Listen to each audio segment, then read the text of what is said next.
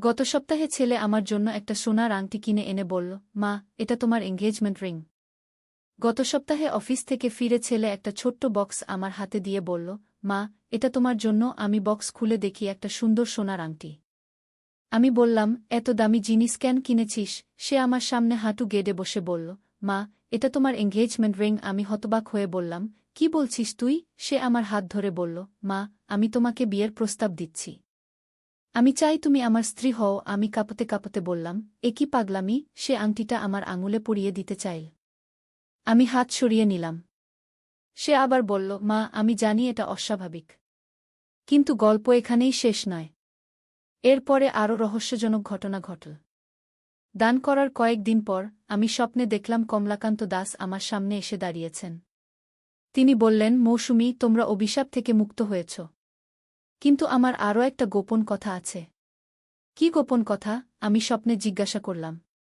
আমার আসল ধনসম্পদ এখনও পাওনি তোমরা। যেটা দান করেছ সেটা ছিল শুধু একটা পরীক্ষা। আসল সম্পদ লুকানো আছে আরও গভীরে। পরের দিন সকালে উঠে আমি তপনকে স্বপ্নের কথা বললাম। তপন বলল, এগুলো নিশ্চয়ই স্বপ্ন, আর কোনো রহস্য নেই। কিন্তু আমার মন বলছিল যে এটা শুধু স্বপ্ন নয়। আমি আবার গুপ্ত কক্ষে গেলাম। এবার আরও মনোযোগ দিয়ে সব কিছু দেখলাম। দেয়ালে একটা ছোট্ট নকশা চোখে পড়ল, যেটা আগে খেয়াল করিনি।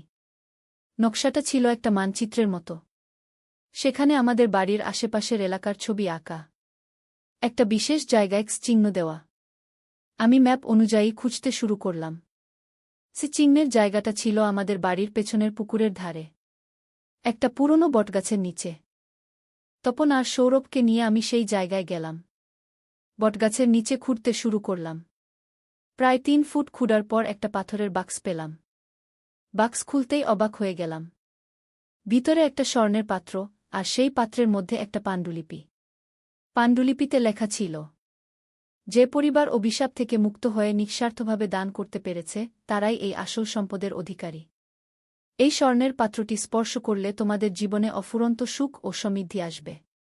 কিন্তু শর্ত হল, তোমরা কখনো লোভী হবে না, সবসময় দরিদ্রদের সাহায্য করবে। আমি স্বর্ণের পাত্রটি স্পর্শ করলাম। সাথে সাথে অদ্ভুত একটা উষ্ণতা অনুভব করলাম। মনে হল যেন আমার সারা শরীরে একটা ইতিবাচক শক্তি প্রবাহিত হচ্ছে। সেদিন থেকে আমাদের পরিবারে অভাবনীয় পরিবর্তন আসতে শুরু করল। তপনের ব্যবসায় হঠাৎ করে প্রচুর লাভ হতে শুরু করল। সৌরভের পড়াশোনায় অসাধারণ ফলাফল আসতে লাগল। তানিয়াও ক্লাসে প্রথম হতে শুরু করল। কিন্তু আমরা কমলাকান্ত দাসের উপদেশ ভুলিনি। আমরা নিয়মিত দরিদ্রদের সাহায্য করতে শুরু করলাম। একটা এতিমখানা চালু করলাম। বৃদ্ধাশ্রমে নিয়মিত সাহায্য পাঠাতে শুরু করলাম। একদিন আমি আবার স্বপ্ন দেখলাম। কমলাকান্ত দাস এসে বললেন, মৌসুমী, তোমরা আমার গর্ব। তোমরা সত্যিকারের উত্তরাধিকারী। কিন্তু আমার একটা শেষ উপহার আছে তোমাদের জন্য। কি উপহার? আমি জিজ্ঞাসা করলাম। আমার জীবনের সবচেয়ে বড় রহস্য। আমি আসলে কোথায় গিয়েছিলাম? পরের দিন সকালে আমি দেখি আমাদের বাগানে একটা নতুন গাছ গজিয়েছে। অথচ গতকাল সেখানে কোনো গাছ ছিল না। গাছটার নিচে একটা চিঠি পেলাম। চিঠিতে লেখা, প্রিয় মৌসুমী, আমি আসলে মরে যাইনি। আমি একটা বিশেষ জায়গা চলে গিয়েছিলাম যেখানে সময় থেমে থাকে। সেই জায়গার নাম কালচক্র। এটা এমন একটা স্থান যেখানে অতীত, বর্তমান আর ভবিষ্যৎ একসাথে মিলে যায়।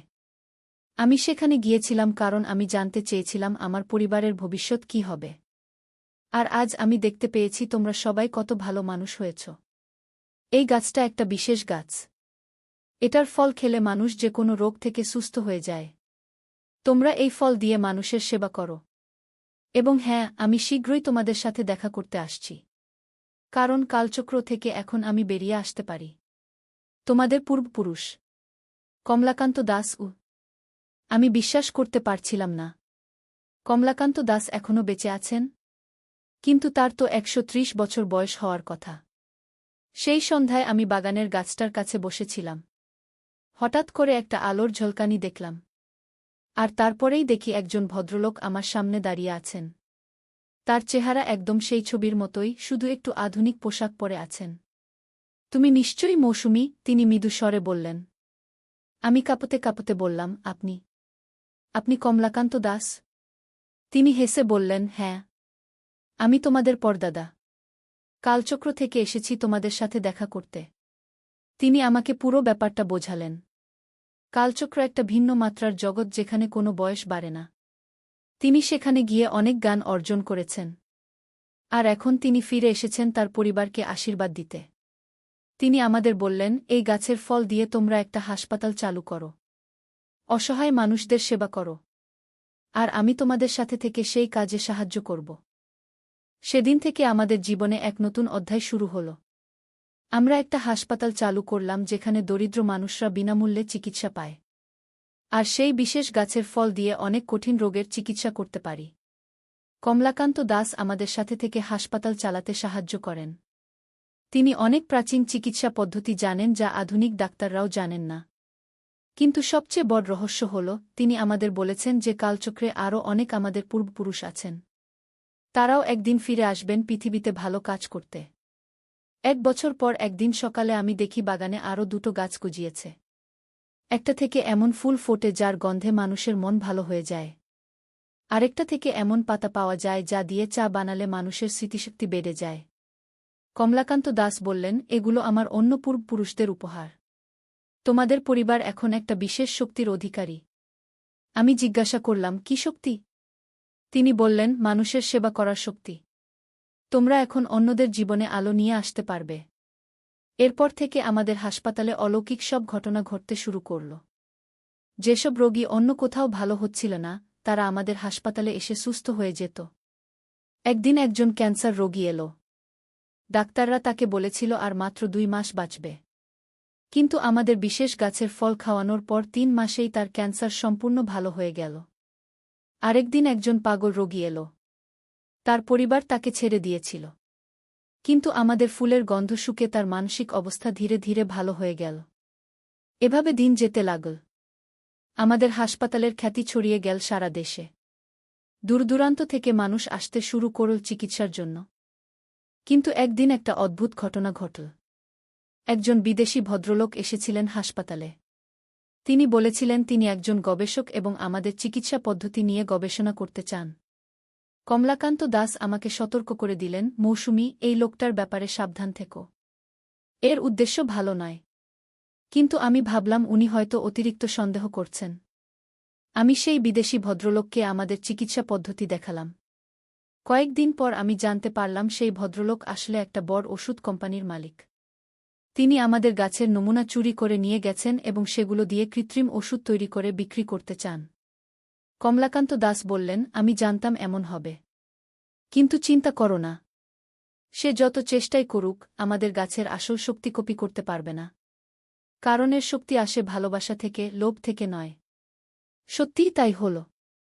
সেই বিদেশি ভদ্রলোক যত চেষ্টাই করলেন, তিনি আমাদের গাছের মতো কার্যকর ওষুধ তৈরি করতে পারলেন না। এদিকে আমাদের পরিবারে আরও অদ্ভুত ঘটনা ঘটতে শুরু করল। তানিয়া বলল, মা, আমি স্বপ্নে একজন সুন্দর মহিলাকে দেখি যিনি আমাকে নানা রকম গানের কথা বলেন।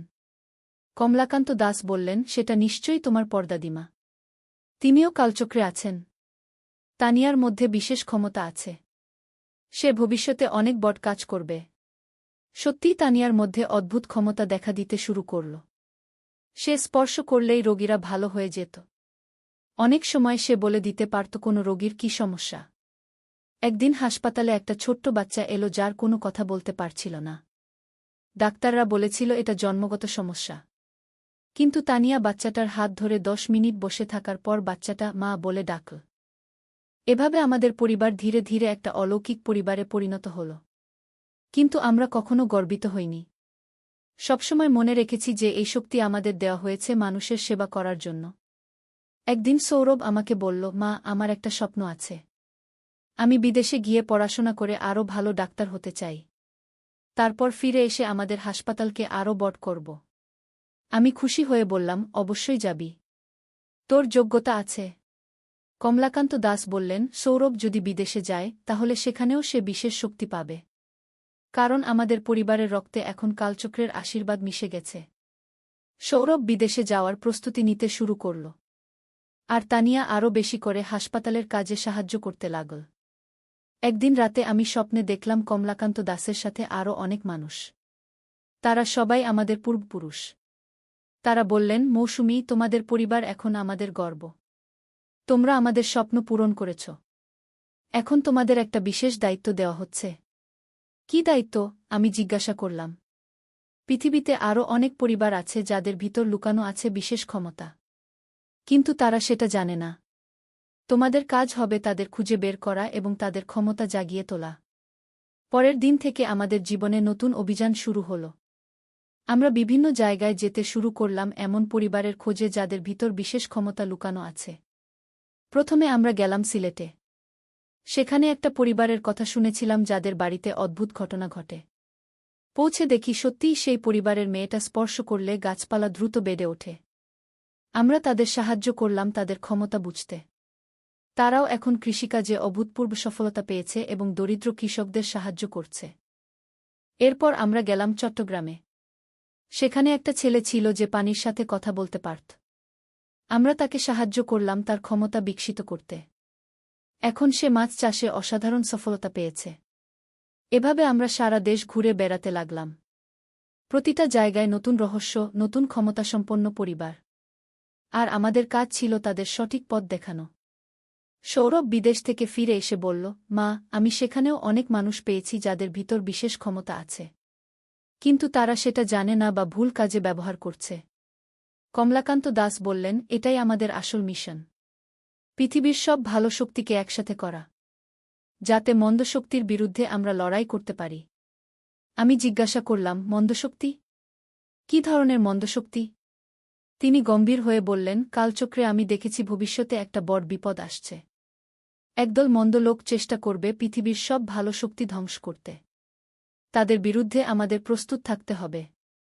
সেদিন থেকে আমাদের পরিবারের জীবনে এক নতুন উদ্দেশ্য যোগ হল।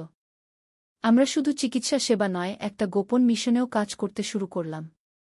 তানিয়া তার ক্ষমতা আরও বিকশিত করল। সে এখন শুধু স্পর্শ করে রোগ ভালো করতে পারে না, দূর থেকেও মানুষের মানসিক অবস্থা বুঝতে পারে। একদিন তানিয়া বলল, মা, আমি অনুভব করতে পারছি যে আমাদের শহরে কিছু মন্দ লোক এসেছে। তারা আমাদের গাছগুলো নষ্ট করার চেষ্টা করবে। সেই রাতেই আমরা দেখলাম কয়েকজন কালো পোশাক পরা লোক আমাদের বাগানে ঢুকার চেষ্টা করছে। কমলাকান্ত দাস তার হাত তুলতেই একটা অদৃশ্য দেয়াল তৈরি হয়ে গেল বাগানের চারপাশে। মন্দ লোকগুলো সেই দেয়ালে ধাক্কা খেয়ে পিছিয়ে গেল। তারপর তারা পালিয়ে গেল। কমলাকান্ত দাস বললেন, এটা শুধু শুরু। এরপর আরও বড় আক্রমণ আসবে। আমাদের আরও শক্তিশালী হতে হবে। পরের কয়েক মাসে আমরা দেশের বিভিন্ন প্রান্তে ছড়িয়ে ছিটিয়ে থাকা বিশেষ ক্ষমতাসম্পন্ন পরিবারগুলোকে একসাথে করলাম। একটা গোপন নেটওয়ার্ক তৈরি করলাম। সৌরভ ফিরে এসে বলল, মা, বিদেশেও আমি অনেক মানুষ পেয়েছি যারা আমাদের সাথে যোগ দিতে চায়।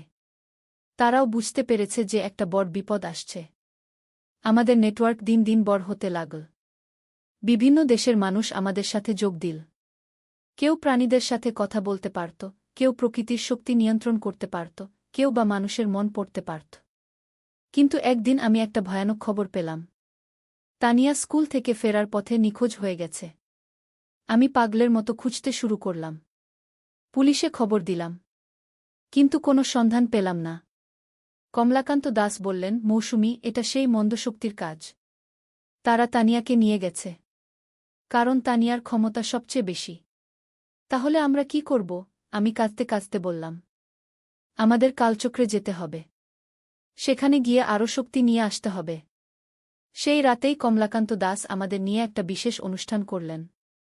তিনি বললেন, তোমরা সবাই আমার হাত ধরো। আমি তোমাদের কালচক্রে নিয়ে যাব। আমি, তপন আর সৌরভ তার হাত ধরলাম। হঠাৎ করে চারপাশে সব কিছু ঘুরতে শুরু করল।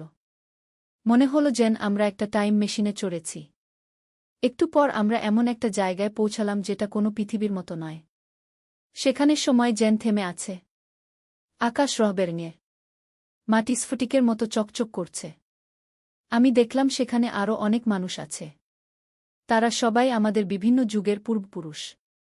আমার শাশুড়িমাও সেখানে ছিলেন, যিনি 10 বছর আগে মারা গিয়েছিলেন। তিনি আমাকে দেখে বললেন, মৌসুমী, তুমি এসেছ? তানিয়া এখানে আছে। আমি দৌড়ে গিয়ে তানিয়াকে জড়িয়ে ধরলাম। মা, তানিয়া কাঁদতে কাঁদতে বলল, আমি ভয় পেয়েছিলাম। আমি জিজ্ঞাসা করলাম, কে তোকে এখানে নিয়ে এসেছে? একজন বৃদ্ধ মহিলা এগিয়ে এসে বললেন, আমি তানিয়ার পরপর দাদিমা। আমি তাকে নিয়ে এসেছি একটা বিশেষ প্রশিক্ষণ দিতে। কি প্রশিক্ষণ? তপন জিজ্ঞাসা করল। তানিয়ার ভিতর সবচেয়ে শক্তিশালী ক্ষমতা আছে, কিন্তু সেটা সঠিকভাবে ব্যবহার করতে শিখতে হবে। নইলে মন্দ শক্তির বিরুদ্ধে আমরা টিকতে পারব না। কালচক্রে আমরা 7 দিন কাটালাম, কিন্তু পৃথিবীতে সেটা ছিল মাত্র 7 ঘণ্টা। সেখানে আমরা সবাই নতুন ক্ষমতা শিখলাম। আমি শিখলাম কিভাবে মানুষের অসুখ দূর থেকেই বুঝতে পারা যায়। তপন শিখল কিভাবে গাছপালার সাথে যোগাযোগ করতে হয়। সৌরভ শিখল কিভাবে মানুষের মনের কষ্ট দূর করতে হয়। আর তানিয়া শিখল তার সবচেয়ে বড় ক্ষমতা, কিভাবে মন্দ শক্তি দূর করতে হয়। কালচক্র থেকে ফিরে এসে আমরা দেখি আমাদের হাসপাতালের চারপাশে অনেক মন্দ লোক জড়ো হয়েছে। তারা আমাদের বিশেষ গাছগুলো কেটে ফেলার চেষ্টা করছে। কিন্তু এবার আমরা প্রস্তুত ছিলাম। তানিয়া তার হাত তুলতেই সেই মন্দ লোকগুলো পালিয়ে গেল। আমি দূর থেকেই বুঝতে পারলাম তাদের মনের অন্ধকার। তপন গাছগুলোর সাথে কথা বলে তাদের আরও শক্তিশালী করল। সৌরভ এলাকার মানুষদের মানসিক শক্তি বাড়িয়ে দিল যাতে তারা মন্দ প্রভাব থেকে রক্ষা পায়। এভাবে আমাদের পরিবার পরিণত হল একটা অলৌকিক পরিবারে। আমরা এখন শুধু চিকিৎসা সেবা দেই না, মানুষকে অন্ধকার থেকে আলোর পথ দেখাই। কমলাকান্ত দাস বললেন, মৌসুমী, তোমাদের এই যাত্রা আরও দীর্ঘ। এখনও অনেক রহস্য বাকি আছে। অনেক বিপদ আসবে। কিন্তু তোমরা যদি ভালোবাসা আর নিঃস্বার্থতা দিয়ে এগিয়ে যেতে পারো, তাহলে সব বিপদ থেকে রক্ষা পাবে। আর আজ পর্যন্ত আমরা সেই পথেই চলছি। প্রতিদিন নতুন অভিযান, নতুন রহস্য, নতুন মানুষকে সাহায্য করার সুযোগ। আমার জীবন এখন একটা অ্যাডভেঞ্চার গল্পের মতো। কিন্তু সবচেয়ে বড় কথা হল, আমি বুঝতে পেরেছি যে পরিবারের ভালোবাসাই সবচেয়ে বড় শক্তি। যখন সৌরভ মূর্তির প্রভাবে পড়েছিল, তখন আমি তাকে হারিয়ে ফেলার ভয় পেয়েছিলাম। কিন্তু শেষ পর্যন্ত আমাদের পারিবারিক বন্ধনই তাকে রক্ষা করেছে। এখন আমাদের হাসপাতালে প্রতিদিন শত শত মানুষ আসে। আমরা সবাইকে বিনামূল্যে সেবা দেই। আর যারা সামর্থ্য অনুযায়ী দান করতে চায়, তাদের অর্থ দিয়ে আমরা আরও দরিদ্র মানুষের সেবা করি। তানিয়া এখন 16 বছরের হয়েছে। তার ক্ষমতা আরও বেড়েছে। সে এখন ভবিষ্যতের ছোটখাটো ঘটনা দেখতে পায়। সৌরভ এখন একজন দক্ষ ডাক্তার। তার হাতের স্পর্শেই অনেক জটিল রোগ ভালো হয়ে যায়। তপনও তার ক্ষমতা কাজে লাগিয়ে একটা বড় কৃষি প্রকল্প চালু করেছে। সেখানে কোনো রাসায়নিক সার ব্যবহার না করেই প্রচুর ফসল হয়। আর আমি হয়ে উঠেছি এই সব অভিযানের নেত্রী। প্রতিদিন নতুন চ্যালেঞ্জ, নতুন রহস্য। কিন্তু আমি ভয় পাই না। কারণ আমি জানি আমার পরিবার আর আমাদের পূর্বপুরুষরা সবসময় আমাদের সাথে আছেন। গত মাসে আমরা একটা বড় সাফল্য পেয়েছি। একটা আন্তর্জাতিক মন্দ সংগঠন আমাদের দেশে অন্ধকার ছড়ানোর চেষ্টা করেছিল। কিন্তু আমাদের নেটওয়ার্কের সবাই মিলে তাদের ঠেকিয়ে দিয়েছি। কমলাকান্ত দাস বলেছেন, তোমাদের এই সাফল্য কালচক্রের সবাই দেখেছে। আমাদের সব পূর্বপুরুষ গর্বিত। এখন আমাদের পরিবারের সবার আলাদা আলাদা দায়িত্ব। আমি দেখাশোনা করি যে সব কিছু ঠিকমতো চলছে কিনা। তপন কৃষি আর প্রকৃতির কাজ করে। সৌরভ হাসপাতালের প্রধান ডাক্তার। আর তানিয়া আমাদের গোপন মিশনের প্রধান। আমাদের জীবন এখন একটা ফ্যান্টাসি সিনেমার মতো। প্রতিদিন কোনো না কোনো অলৌকিক ঘটনা ঘটে। কিন্তু আমরা সবসময় মনে রাখি যে এই শক্তি আমাদের দেওয়া হয়েছে মানুষের কল্যাণের জন্য। গত সপ্তাহে একটা মজার ঘটনা ঘটেছে। একজন সাংবাদিক এসেছিল আমাদের হাসপাতালের খবর নিতে। সে আমাকে জিজ্ঞাসা করল, আপনারা কিভাবে এত অসাধ্য সাধন করেন? আমি হেসে বললাম, ভালোবাসা আর নিঃস্বার্থতা দিয়ে। সে আরও জানতে চাইল। কিন্তু আমি আমাদের আসল রহস্যের কথা বলিনি। কারণ কমলাকান্ত দাস বলেছেন, যারা প্রস্তুত নয় তাদের এই সত্য জানানো ঠিক নয়। এখন আমাদের পরিবারের একটা বিশেষ নিয়ম আছে। প্রতি পূর্ণিমার রাতে আমরা সবাই একসাথে বসে কালচক্রের সাথে যোগাযোগ করি। সেখানে আমাদের পূর্বপুরুষরা আমাদের পরবর্তী মিশনের কথা বলেন। গত পূর্ণিমায় তারা বললেন, তোমাদের পরবর্তী কাজ হবে আরও কঠিন। পৃথিবীর সবচেয়ে বড় মন্দ শক্তি জেগে উঠেছে। সেটা ঠেকাতে হলে তোমাদের সব দেশের ভালো শক্তিকে একসাথে করতে হবে। আমি জিজ্ঞাসা করলাম, সেই মন্দ শক্তি কি? সেটা এমন একটা শক্তি যা মানুষের মনে ঘৃণা, লোভ আর অহংকার ভরে দেয়া। যদি এটা ছড়িয়ে পড়ে, তাহলে পৃথিবীতে শুধু যুদ্ধ আর ধ্বংস থাকবে। এখন আমরা সেই নতুন মিশনের জন্য প্রস্তুতি নিচ্ছি। বিভিন্ন দেশের আমাদের সহযোগীরা তাদের এলাকায় ভালো শক্তি জাগানোর কাজ করছে। সৌরভ বলেছে, মা, আমার মনে হয় আমি আমেরিকায় গিয়ে সেখানকার ভালো শক্তিগুলোকে একসাথে করার চেষ্টা করব। তানিয়া বলেছে, আমি ইউরোপে যাব। সেখানে অনেক প্রাচীন ক্ষমতা লুকিয়ে আছে। আর আমি আর তপন থেকে যাব এশিয়ায় আমাদের নেটওয়ার্ক আরও শক্তিশালী করতে। কমলাকান্ত দাস বলেছেন, তোমাদের এই বিচ্ছেদ সাময়িক। যখন চূড়ান্ত যুদ্ধের সময় আসবে তখন তোমরা সবাই আবার একসাথে হবে। আমার মনে হয় আমার জীবনটাই একটা রহস্যময় উপন্যাসের মতো হয়ে গেছে। যা শুরু হয়েছিল একটা সোনার আংটি দিয়ে, সেটা এখন হয়ে গেছে পৃথিবী রক্ষার মিশন। আমি মাঝে মাঝে ভাবি, যদি সেদিন সৌরভ সেই ট্রাঙ্ক না পেত, তাহলে কি হতো? আমরা কি সারা জীবন জানতেই পারতাম না যে আমাদের ভিতর এত বড় ক্ষমতা লুকিয়ে আছে? কিন্তু এখন আমি বুঝতে পেরেছি যে কোনো কিছুই কাকতালীয় নয়। সব কিছুরই একটা কারণ আছে। আমাদের পরিবারকে এই বিশেষ দায়িত্ব দেওয়া হয়েছে কোনো না কোনো কারণে। আজকাল আমি যখন তানিয়াকে দেখি তার ক্ষমতা ব্যবহার করতে, আমার গর্ব হয়। কিন্তু একটু ভয়ও হয়। এত ছোট বয়সে এত বড় দায়িত্ব। কিন্তু তানিয়া বলে, মা, আমি ভয় পাই না। কারণ আমি জানি আমার পরিবার আর আমাদের পূর্বপুরুষরা সবসময় আমার সাথে আছেন। আর আমি যে কাজ করছি সেটা মানুষের কল্যাণের জন্য। গতকাল রাতে আমি আবার স্বপ্ন দেখলাম। এবার দেখলাম আমাদের পরিবারের ভবিষ্যৎ। দেখলাম তানিয়া একদিন পৃথিবীর সবচেয়ে বড় নেত্রী হয়েছে। সৌরভ হয়েছে বিশ্বের সেরা চিকিৎসক। তপন হয়েছে প্রকৃতি রক্ষার সবচেয়ে বড় কর্মী। আর আমি হয়েছি সেই মা যিনি তার সন্তানদের সঠিক পথ দেখিয়েছেন। স্বপ্নে আমি দেখলাম পৃথিবী একদিন হয়ে উঠেছে শান্তি আর ভালোবাসার জগৎ। কোনো যুদ্ধ নেই, কোনো ঘৃণা নেই। সব মানুষ মিলেমিশে থাকছে। আর সেই পৃথিবী তৈরি করতে আমাদের পরিবার একটা ছোট্ট ভূমিকা রেখেছে। এই গল্পের মাধ্যমে আমি বোঝালাম যে জীবনে যখন অদ্ভুত কিছু ঘটে, তখন ভয় না পেয়ে সাহসের সাথে মোকাবিলা করতে হয়। পরিবারের সবাই মিলে থাকলে যে কোনো সমস্যার সমাধান করা যায়। আর সবচেয়ে বড় কথা, যখন আমাদের কাছে ক্ষমতা আসে, তখন সেটা অন্যদের কল্যাণে ব্যবহার করতে হয়, নিজের স্বার্থে নয়। আমাদের পরিবারের এই অভিযান এখনও চলছে। প্রতিদিন নতুন রহস্য, নতুন চ্যালেঞ্জ। কিন্তু আমরা জানি আমরা একা নই। আমাদের পূর্বপুরুষরা, আমাদের বন্ধুরা আর সারা পৃথিবীর ভালো মানুষরা আমাদের সাথে আছে। এই গল্পটা শুনে আপনারা হয়তো ভাবছেন এটা কল্পনার গল্প। কিন্তু আমি বলবো, প্রতিটা পরিবারের ভিতরেই কোনো না কোনো রহস্য লুকিয়ে আছে। শুধু খুঁজে বের করার সাহস লাগে। আমাদের গল্প এখানেই শেষ নয়। এটা আসলে একটা নতুন শুরু। কারণ আমরা জানি আমাদের সামনে আরও বড় অভিযান অপেক্ষা করছে। আর যদি আপনারা কখনো আপনাদের পরিবারে কোনো অদ্ভুত ঘটনা ঘটতে দেখেন, তাহলে ভয় পাবেন না। হয়তো সেটাই আপনাদের জীবনের সবচেয়ে বড় অ্যাডভেঞ্চারের শুরু। আমাদের মতো আপনারাও হয়তো একদিন আবিষ্কার করবেন যে আপনাদের ভিতরেও লুকিয়ে আছে অসাধারণ ক্ষমতা। শুধু সেটা জাগিয়ে তোলার অপেক্ষা। তাই আমার গল্প শেষ করছি এই কথা দিয়ে, জীবনের সব রহস্যের সমাধান লুকিয়ে আছে পরিবারের ভালোবাসায়।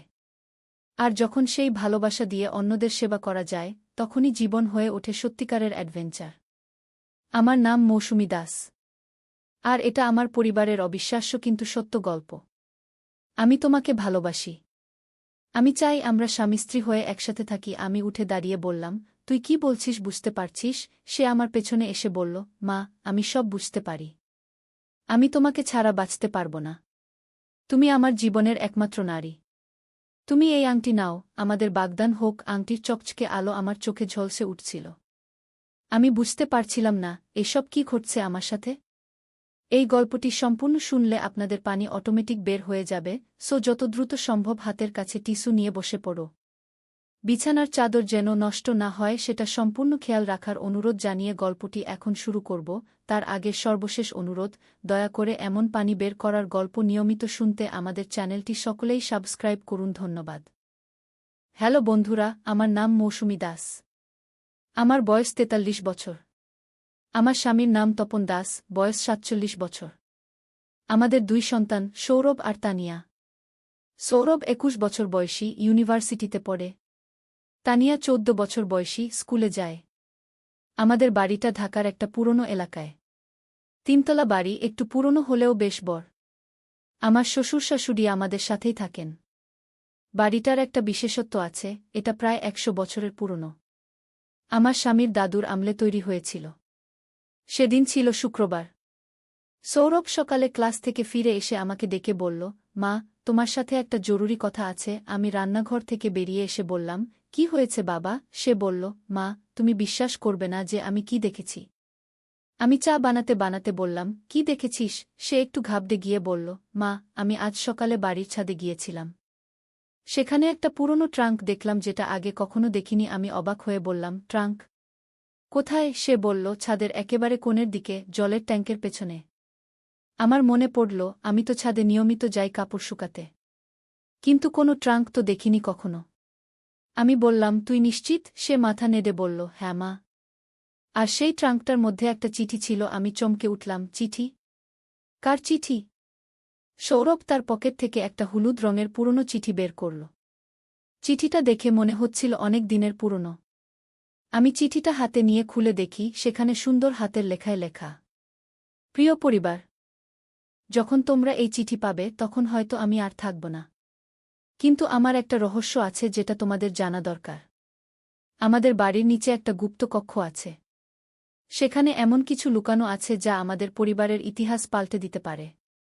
তোমরা যদি সাহস করে সেটা খুঁজে বের করতে পারো, তাহলে তোমাদের জীবন পরিবর্তিত হয়ে যাবে। ইশারা, রান্নাঘরের পুরনো চুলার নিচে দেখো। তোমাদের পূর্বপুরুষ কমলাকান্ত দাস। আমার হাত কাঁপছিল। কমলাকান্ত দাস, সেই যে আমার স্বামীর পরদাদা, যার সম্পর্কে আমরা খুব কমই জানি। শুধু জানি তিনি একজন বিখ্যাত ব্যবসায়ী ছিলেন এবং হঠাৎ করে নিখোঁজ হয়ে গিয়েছিলেন। সৌরভ বলল, মা, আমরা কি রান্নাঘরে গিয়ে চুলার নিচে দেখব? আমি দ্বিধায় পড়ে গেলাম। একদিকে কৌতূহল, অন্যদিকে ভয়। কিন্তু শেষ পর্যন্ত কৌতূহলই জিতল। আমরা রান্নাঘরে গেলাম। পুরনো গ্যাসের চুলাটা সরাতে একটু কষ্ট হল। চুলা সরানোর পর দেখি মেঝেতে একটা ছোট টাইল একটু আলাদা রকম। সৌরভ টাইলটা চাপ দিতেই সেটা নিচে চলে গেল। আর তখনই শোনা গেল একটা ক্লিক শব্দ। হঠাৎ করে রান্নাঘরের দেয়ালের একটা অংশ সরে গেল। সেখানে একটা সিঁড়ি দেখা গেল যা নিচের দিকে নেমে গেছে। আমার গা শিউরে উঠল। এতদিন আমরা এই বাড়িতে থাকলাম, কিন্তু এই গুপ্ত পথের কোনো খবরই জানতাম না। সৌরভ বলল, মা, আমরা নিচে যাব। আমি বললাম, আগে তোর বাবাকে ডাকি। কিন্তু সৌরভ বলল, না মা, আগে আমরা দুজনে দেখে আসি। যদি কিছু না থাকে তাহলে বাবাকে ব্যর্থ কষ্ট দেওয়া হবে। আমি টর্চ নিয়ে সৌরভের সাথে সিঁড়ি দিয়ে নামতে শুরু করলাম। সিঁড়িগুলো পাথরের তৈরি এবং বেশ পুরনো। প্রায় 20টা ধাপ নেমে আমরা একটা ছোট কক্ষে পৌঁছালাম। কক্ষটা অন্ধকার, কিন্তু টর্চের আলো দেখলাম দেয়ালে অনেকগুলো পুরনো ছবি ঝুলানো। একটা পুরনো ডেস্ক, তার উপর কিছু বই আর কাগজপত্র। আর কোণের দিকে একটা বড় লোহার বাক্স। আমি ছবিগুলো দেখতে লাগলাম। সবগুলোই পুরনো, সাদাকালো। একটা ছবিতে দেখি একজন ভদ্রলোক, পরনে সাহেবি পোশাক। সৌরভ বলল, মা, এই লোকটা কি আমাদের পরদাদা? আমি ভালো করে দেখে বললাম, মনে হচ্ছে তো। ডেস্কের উপর একটা ডায়েরি পেলাম। পাতা উল্টে দেখি সেখানে কমলাকান্ত দাসের হাতের লেখা।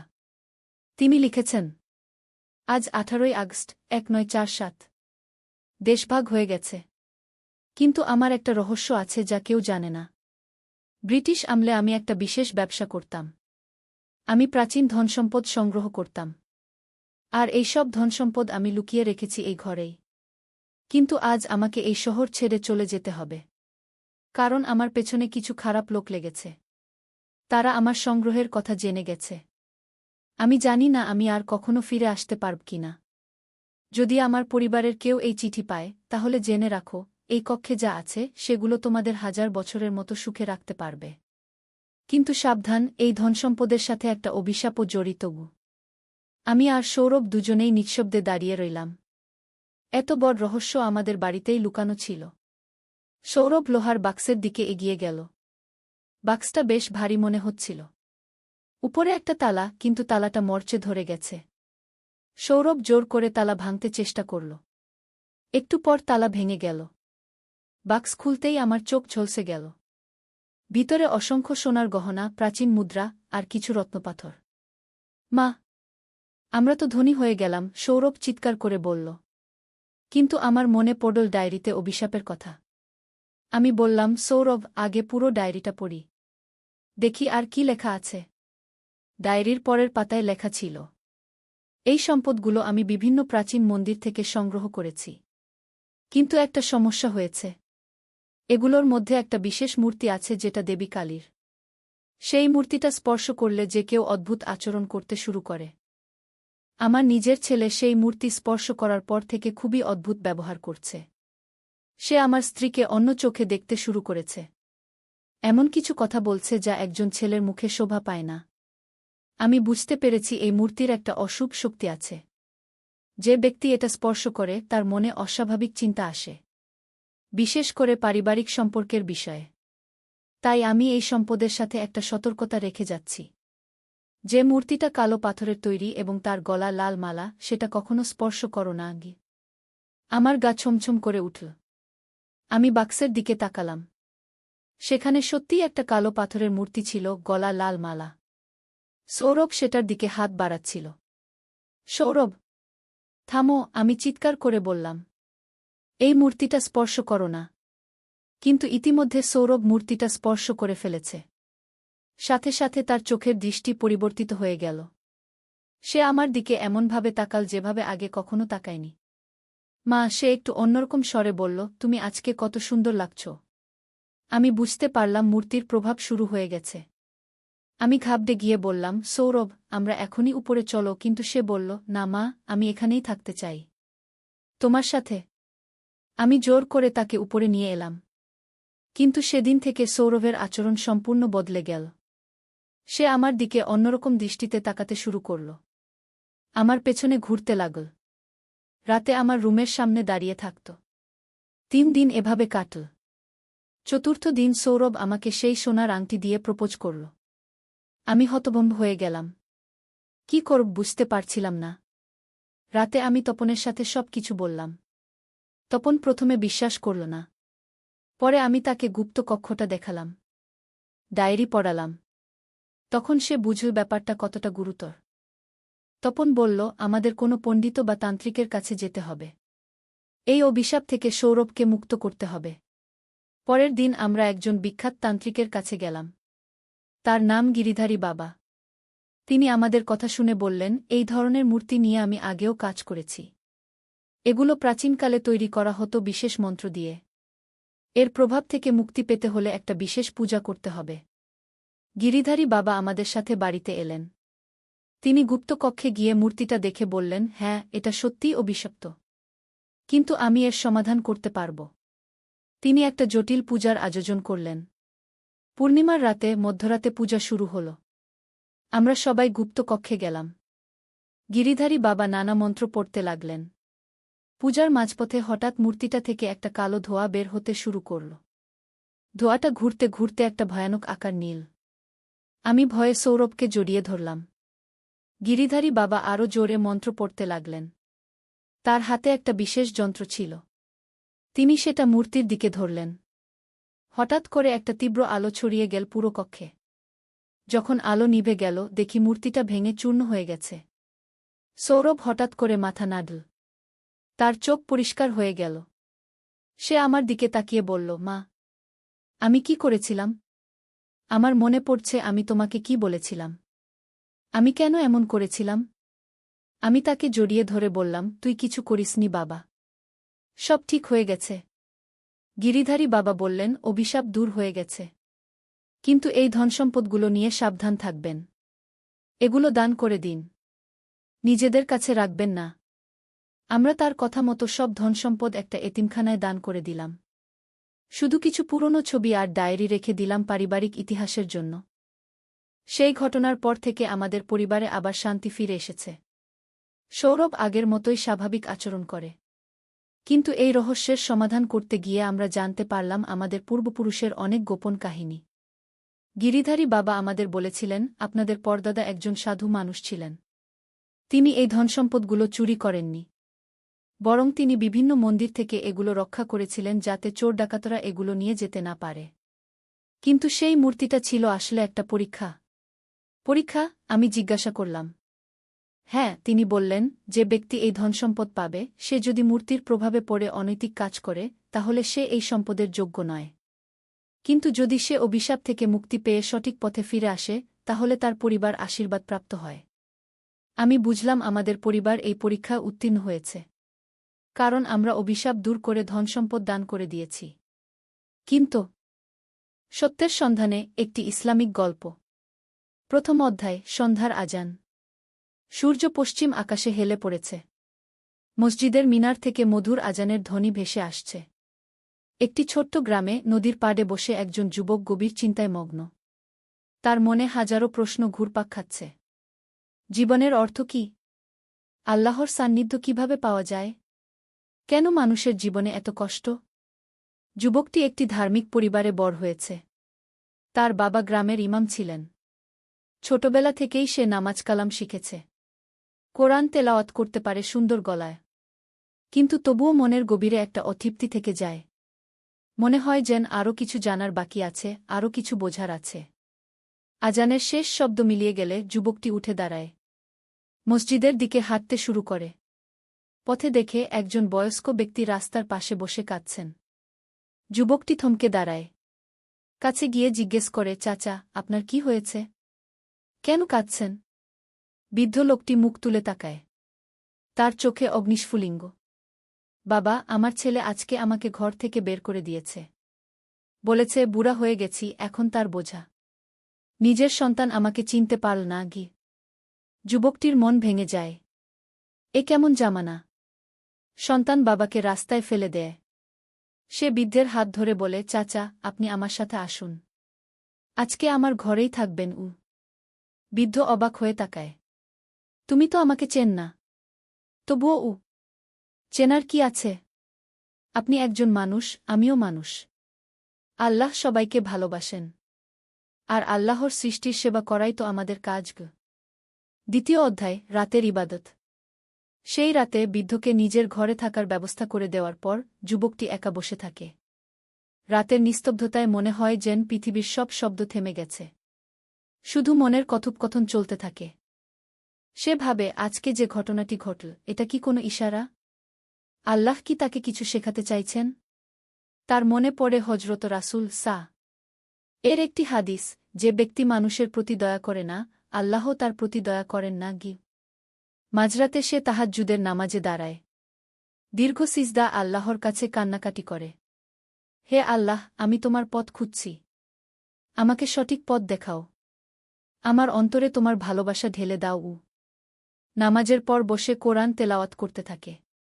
হঠাৎ একটি আয়াত তার মনের গভীরে প্রভাব ফেলে, যে ব্যক্তি একটি প্রাণ বাঁচাল, সে যেন সমগ্র মানবজাতিকে বাঁচাল। এই আয়াতটি পড়ার পর যুবকটির মনে একটি নতুন উপলব্ধি জন্মায়। সে বুঝতে পারে, আল্লাহের সান্নিধ্য পেতে হলে শুধু নামাজ রোজা করলেই হবে না। মানুষের সেবা করতে হবে। দুঃখীদের পাশে দাঁড়াতে হবে। তৃতীয় অধ্যায়, সকালের আলো। ফজরের নামাজের পর যুবকটি বৃদ্ধের খোঁজ নেয়। দেখে তিনি একা বসে কাঁদছেন। কাছে গিয়ে জিজ্ঞেস করে, চাচা, কি ব্যাপার? আবার কাঁদছেন কেন? বাবা, আমি ভাবছিলাম, আমার মতো একটা বুড়া মানুষের জন্য তুমি এত কষ্ট করছ। আমার নিজের ছেলেই যেখানে আমাকে চায় না, সেখানে তুমি। যুবকটি বৃদ্ধের কাঁধে হাত রেখে বলে, চাচা, এসব কথা বলবেন না। আপনি আমার বাবার সমান। আর একটা কথা মনে রাখবেন, মানুষ ভুল করে, কিন্তু আল্লাহ কখনো ভুল করেন না। তিনি আপনাকে আমার কাছে পাঠিয়েছেন, এটাও একটা হেকমত। সেই দিন থেকে যুবকটির জীবনে একটা নতুন অধ্যায় শুরু হয়। সে প্রতিদিন গ্রামের দরিদ্র মানুষদের খোঁজ নেয়। কারো ঔষধ কিনে দেয়, কারো খাবারের ব্যবস্থা করে। অসুস্থদের হাসপাতালে নিয়ে যায়। একদিন সে দেখে একটি ছোট মেয়ে রাস্তার পাশে বসে আছে। তার পাশে একজন মহিলা শুয়ে আছেন। মেয়েটি কাঁদছে। যুবকটি কাছে গিয়ে দেখে মহিলাটি অজ্ঞান। তাড়াতাড়ি তাকে হাসপাতালে নিয়ে যায়। ডাক্তার জানায়, মহিলাটির খুব জ্বর। অনেকদিন ধরে কিছু খায়নি বলে শরীর দুর্বল। যুবকটি সব চিকিৎসার খরচ দেয়। কয়েকদিন পর মহিলাটি সুস্থ হয়ে ওঠেন। চতুর্থ অধ্যায়, বিপদের মুখোমুখি। যুবকটির এসব কাজে গ্রামের অনেকেই খুশি। কিন্তু কিছু মানুষ তাকে নিয়ে কথা বলে। তারা বলে, এই ছেলে বেশি বেশি দান খরাত করে। নিশ্চয়ই লোক দেখানো কাজ। এসব কথা যুবকটির কানেও পৌঁছায়। কিন্তু সে মোটেও মন খারাপ করে না। বরং আরও বেশি গোপনে দানখরাত করতে শুরু করে। কোরআনের একটি আয়াত তার মনে থাকে, যদি তোমরা প্রকাশ্যে দান কর, তাহলেও ভালো। আর যদি গোপনে দরিদ্রদের দান কর, তাহলে তা তোমাদের জন্য আরও ভালো। একদিন যুবকটির বাবা তাকে ডেকে বলেন, বাবা, তোর এসব কাজকর্ম দেখে আমার গর্ব হয়। কিন্তু একটা কথা মনে রাখবি, আল্লাহর রাস্তায় চলতে গেলে অনেক বিপদ আসবে। শয়তান তোকে নানাভাবে পরীক্ষা করবে। বাবার কথা সত্যি হল। কিছুদিন পর যুবকটির ব্যবসায় বড় ক্ষতি হয়। এতদিন যে টাকা দিয়ে দান খরাত করত সেই টাকাই শেষ। এখন নিজের খাওয়ার টাকা নেই। এই কঠিন সময়ে যুবকটির মনে প্রশ্ন জাগে, সে কি ভুল করেছে? আল্লাহ কি তার উপর নারাজ? একদিন রাতে সে অনেক কান্নাকাটি করে নামাজ পড়ে, আল্লাহর কাছে সাহায্য চায়। পরদিন সকালে এক আজব ঘটনা ঘটে। যে বৃদ্ধকে সে ঘরে রেখেছিল তিনি একটা থলি নিয়ে আসেন। বাবা, এই টাকা তোর। আমি সারা জীবন জমিয়ে রেখেছিলাম। তুই আমার জীবন বাঁচিয়েছিস। এখন এই টাকা তোর কাজে লাগবে। যুবকটি অবাক। চাচা, এটা আমি নিতে পারি না। এটা আপনার সারা জীবনের সঞ্চয়। বাবা, এই টাকা দিয়ে আমি কি করব? আল্লাহ তোর মাধ্যমে আমাকে বাঁচিয়েছেন। এখন তোর বিপদে আমি পাশে না থাকলে কি মুখ দেখাব আল্লাহকে? পঞ্চম অধ্যায়, স্বপ্নের ইশারা। সেই রাতে যুবকটি একটি অদ্ভুত স্বপ্ন দেখে। স্বপ্নে দেখে একটি বিশাল বাগানের মধ্যে সে হাঁটছে। চারদিকে ফুলের সুগন্ধ, পাখির কিচিরমিচির শব্দ। হঠাৎ একটি উজ্জ্বল আলো দেখা দেয়। সেই আলোর মধ্য থেকে একটি কণ্ঠস্বর শোনা যায়, হে আমার বান্দা, তুমি আমার সন্তুষ্টি অর্জন করেছ।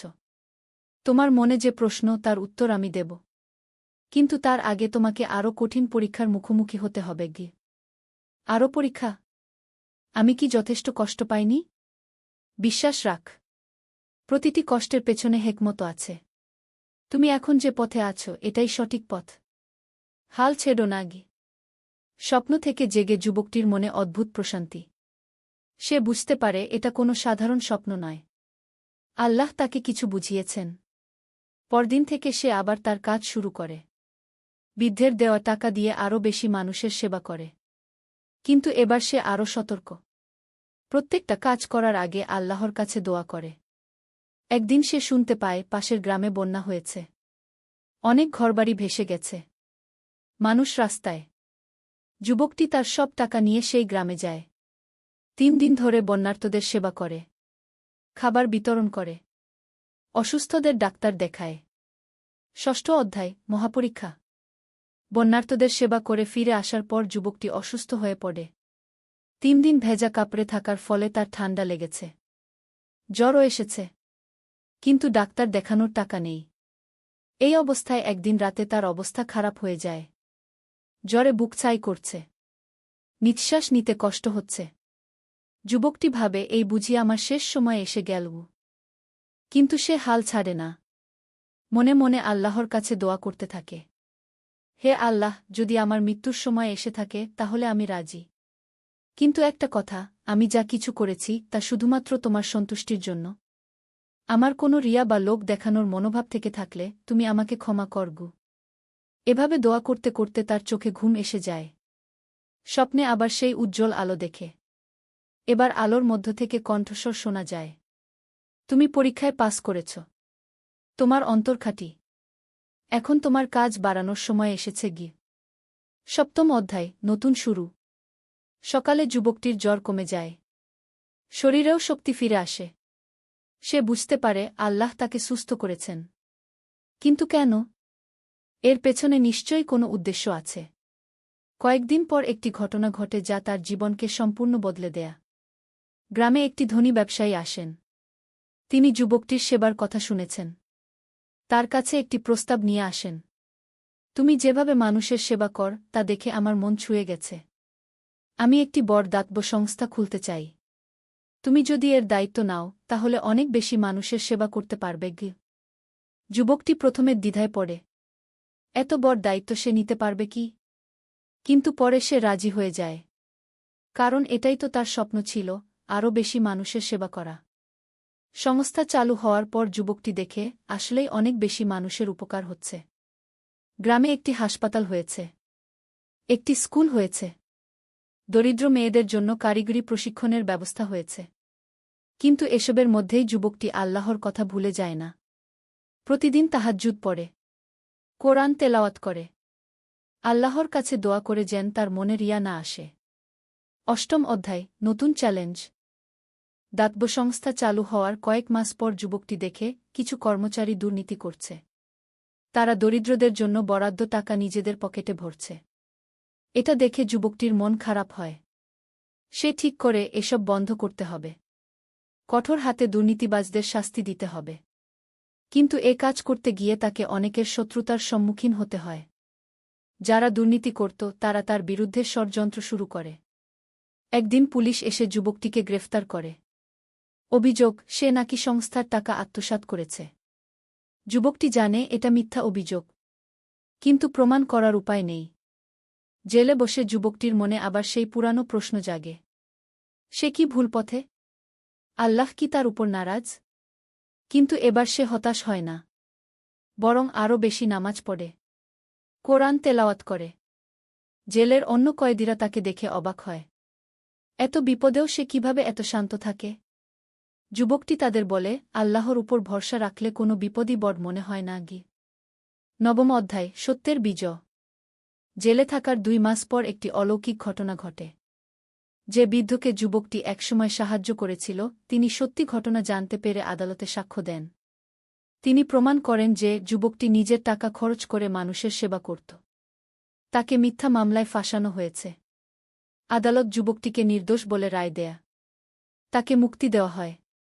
কিন্তু এত কিছুর পরও যুবকটি যারা তার বিরুদ্ধে ষড়যন্ত্র করেছিল তাদের প্রতি কোনো রাগ রাখে না, বরং তাদের ক্ষমা করে দেয়।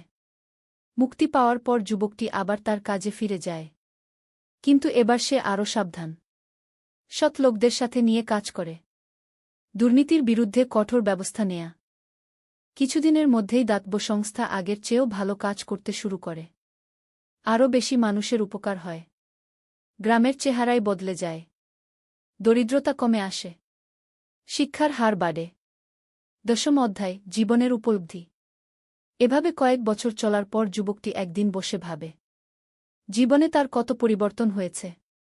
ছোটবেলায় যে প্রশ্নগুলো তার মনে ছিল সেগুলোর উত্তর এখন সে পেয়ে গেছে। জীবনের অর্থ কি?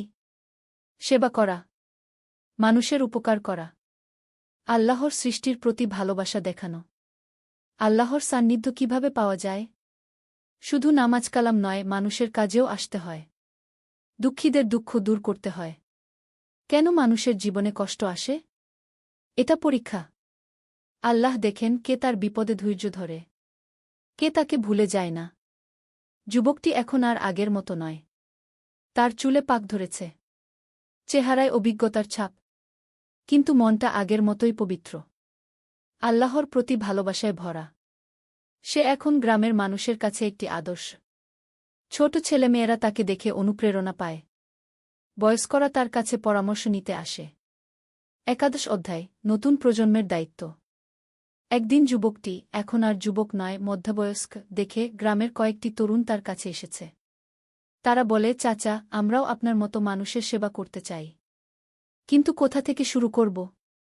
এই প্রশ্ন শুনে তার মনে পড়ে যায় নিজের যুবকালের কথা। সেও তো একসময় এমনি হাঁটতে বেরিয়েছে, পথ খুঁজেছে। সে তরুণদের বলে, তোমরা প্রথমে নিজেদের অন্তর পরিষ্কার কর, নামাজ কালাম ঠিক রাখ, তারপর চোখ খুলে চারপাশে তাকাও। দেখবে হাজারো মানুষের সাহায্যের প্রয়োজন। ছোট থেকে শুরু কর। একটি মানুষের উপকার কর, আল্লাহ তোমাদের আরও সুযোগ দেবেন গু। তরুণরা তার কথা মনোযোগ দিয়ে শোনে। তারা একটি দল গঠন করে। নাম দেয় কুসেবা সংঘও। প্রতি শুক্রবার তারা গ্রামের দরিদ্র পরিবারগুলোর খোঁজ নেয়। অসুস্থদের দেখতে যায়। পড়াশোনায় পিছিয়ে পড়া ছেলে মেয়েদের পড়ায়। এই কাজে তাদের উৎসাহ দেখে মধ্যবয়স্ক লোকটির, আগের যুবক, মন আনন্দে ভরে যায়। সে ভাবে, আলহামদুলিল্লাহ, আল্লাহ আমার কাজকে এগিয়ে নিয়ে যাওয়ার জন্য নতুন মানুষ পাঠিয়েছেন গু। দ্বাদশ অধ্যায় পরীক্ষার নতুন রূপ। কিন্তু জীবনে পরীক্ষা কখনো শেষ হয় না। মধ্যবয়স্ক লোকটির উপর এসে পড়ে নতুন বিপদ। তার স্ত্রী গুরুতর অসুস্থ হয়ে পড়েন। ক্যান্সার ধরা পড়েছে। ডাক্তাররা বলছে অপারেশন করাতে হবে। কিন্তু খরচ অনেক। এতদিন সে অন্যদের সাহায্য করেছে। এখন নিজের সময় এলে সে কি করবে? দাতব্য সংস্থার টাকা তো নিজের কাজে ব্যবহার করা যায় না। এই কঠিন সময়ে তার মনে হতাশা আসে। কিন্তু সে আল্লাহর উপর ভরসা রাখে। প্রতিদিন তাহাজ্জুদে উঠে স্ত্রীর সুস্থতার জন্য দোয়া করে। একদিন অলৌকিক ঘটনা ঘটে। যে তরুণদল সে গড়েছিল তারা সবাই মিলে অপারেশনের টাকা সংগ্রহ করে। শুধু তারাই নয়, গ্রামের সব মানুষ যার যা সাধ্য সেই অনুযায়ী সাহায্য করে। চাচা, আপনি আমাদের সবার বাবার মতো। আপনার বিপদে আমরা পাশে না থাকলে কেমন হয়? তরুণদের এই কথা শুনে তার চোখে জল এসে যায়। অপারেশন সফল হয়।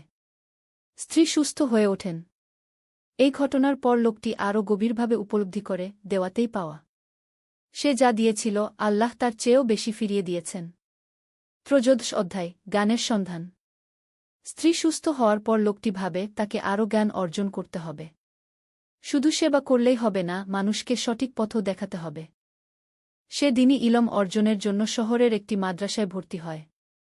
সেখানে কোরআন হাদিসের গভীর অধ্যয়ন করে। আরবি ভাষা শেখে। ইসলামের ইতিহাস পড়ে। মাদ্রাসায় তার সাথে পরিচয় হয় এক বয়স্ক আলেমের সাথে। তিনি লোকটির আন্তরিকতা দেখে খুশি হন। একদিন বলেন, তুমি ঠিক পথে আছ। কিন্তু মনে রেখ, জ্ঞান অর্জনের উদ্দেশ্য হতে হবে আল্লাহর সন্তুষ্টি। যদি লোক দেখানোর জন্য বা নিজেকে বড় প্রমাণ করার জন্য জ্ঞান অর্জন কর, তাহলে সেই জ্ঞান তোমার জন্য অভিশাপ হবে। এই কথা শুনে লোকটি আরও সতর্ক হয়ে যায়। সে আল্লাহর কাছে দোয়া করে যেন তার মনে অহংকার না আসে। 2 বছর অধ্যয়নের পর সে গ্রামে ফিরে আসে। এখন তার জ্ঞানের সাথে সাথে বাস্তব অভিজ্ঞতাও আছে। সে গ্রামে একটি ছোট মক্তব খোলে। ছেলেমেয়েদের কোরআন শেখায়। বড়দের ইসলামের প্রকৃত শিক্ষা দেয়। তার শিক্ষায় কোনো কঠোরতা নেই। সবকিছু ভালোবাসা আর দয়ার সাথে বোঝায়। ফলে মানুষ তার কাছ থেকে ইসলাম শিখতে আগ্রহী হয়। চতুর্দশ অধ্যায়, বিশ্বাসের দ্বন্দ্ব। একদিন গ্রামে একটি অন্য ধর্মের পরিবার আসে। তাদের ধর্মীয় বিশ্বাস আলাদা। গ্রামের কিছু মানুষ তাদের নিয়ে নেগেটিভ কথাবার্তা বলতে শুরু করে। লোকটি এই অবস্থা দেখে চিন্তিত হন। সে মনে করে ইসলাম তো সকল মানুষের প্রতি দয়া আর ভালোবাসার শিক্ষা দেয়, কাউকে ঘৃণা করার শিক্ষা দেয় না। সে সিদ্ধান্ত নেয় নতুন পরিবারটির সাথে দেখা করার। তাদের বাড়িতে গিয়ে দেখে তারা খুবই ভালো মানুষ, সৎ, পরিশ্রমী। তাদের সাথে কথা বলে বুঝতে পারে তারা শুধু ধর্মের দিক থেকে আলাদা, মানবিক গুণাবলীর দিক থেকে একই। লোকটি তাদের সাথে বন্ধুত্ব করে। তাদের যখন কোনো সাহায্যের প্রয়োজন হয় সে এগিয়ে যায়। এই দেখে গ্রামের অন্য মানুষেরা অবাক হয়। একদিন কেউ তাকে জিজ্ঞেস করে, আপনি তো মুসলমান, তাহলে অন্য ধর্মের মানুষদের এত সাহায্য করেন কেন? লোকটি হেসে উত্তর দেয়, ইসলাম আমাকে শিখিয়েছে সকল মানুষকে ভালোবাসতে। কোরআনে আল্লাহ বলেছেন, তোমরা মানুষের মধ্যে ন্যায় বিচার কর। এখানে শুধু মুসলমানদের কথা বলা হয়নি, সকল মানুষের কথা বলা হয়েছে।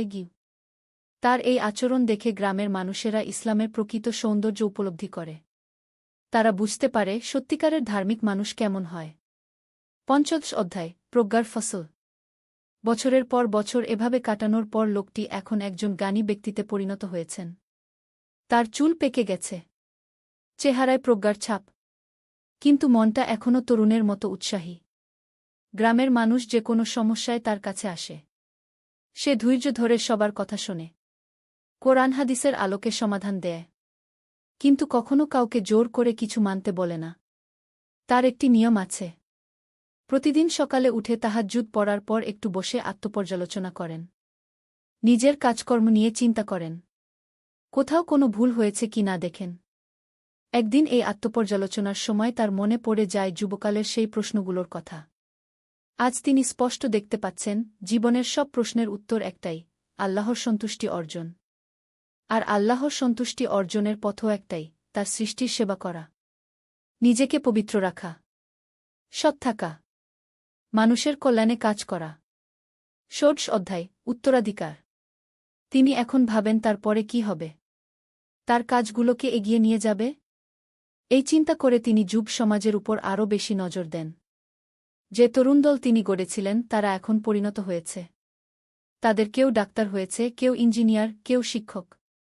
কিন্তু সবাই তাদের নিজ নিজ ক্ষেত্রে সৎ থেকে মানুষের সেবা করছে। একদিন তিনি তাদের সবাইকে ডেকে বলেন, তোমরা এখন বিভিন্ন পেশায় আছ। কিন্তু মনে রেখ, যে পেশাতেই থাক না কেন, তোমাদের প্রথম পরিচয়, তোমরা আল্লাহর বান্দা। দ্বিতীয় পরিচয়, তোমরা মানবতার সেবক। তরুণরা তার কথায় অনুপ্রাণিত হয়।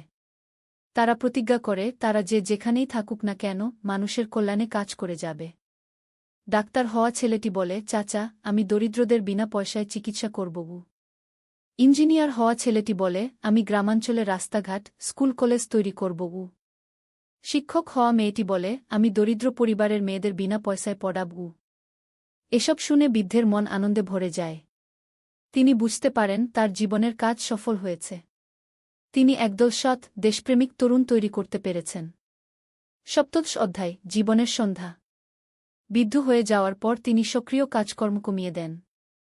বেশিরভাগ সময় ইবাদত বন্দেগীতে কাটান। কোরআন তেলাওয়াত করেন।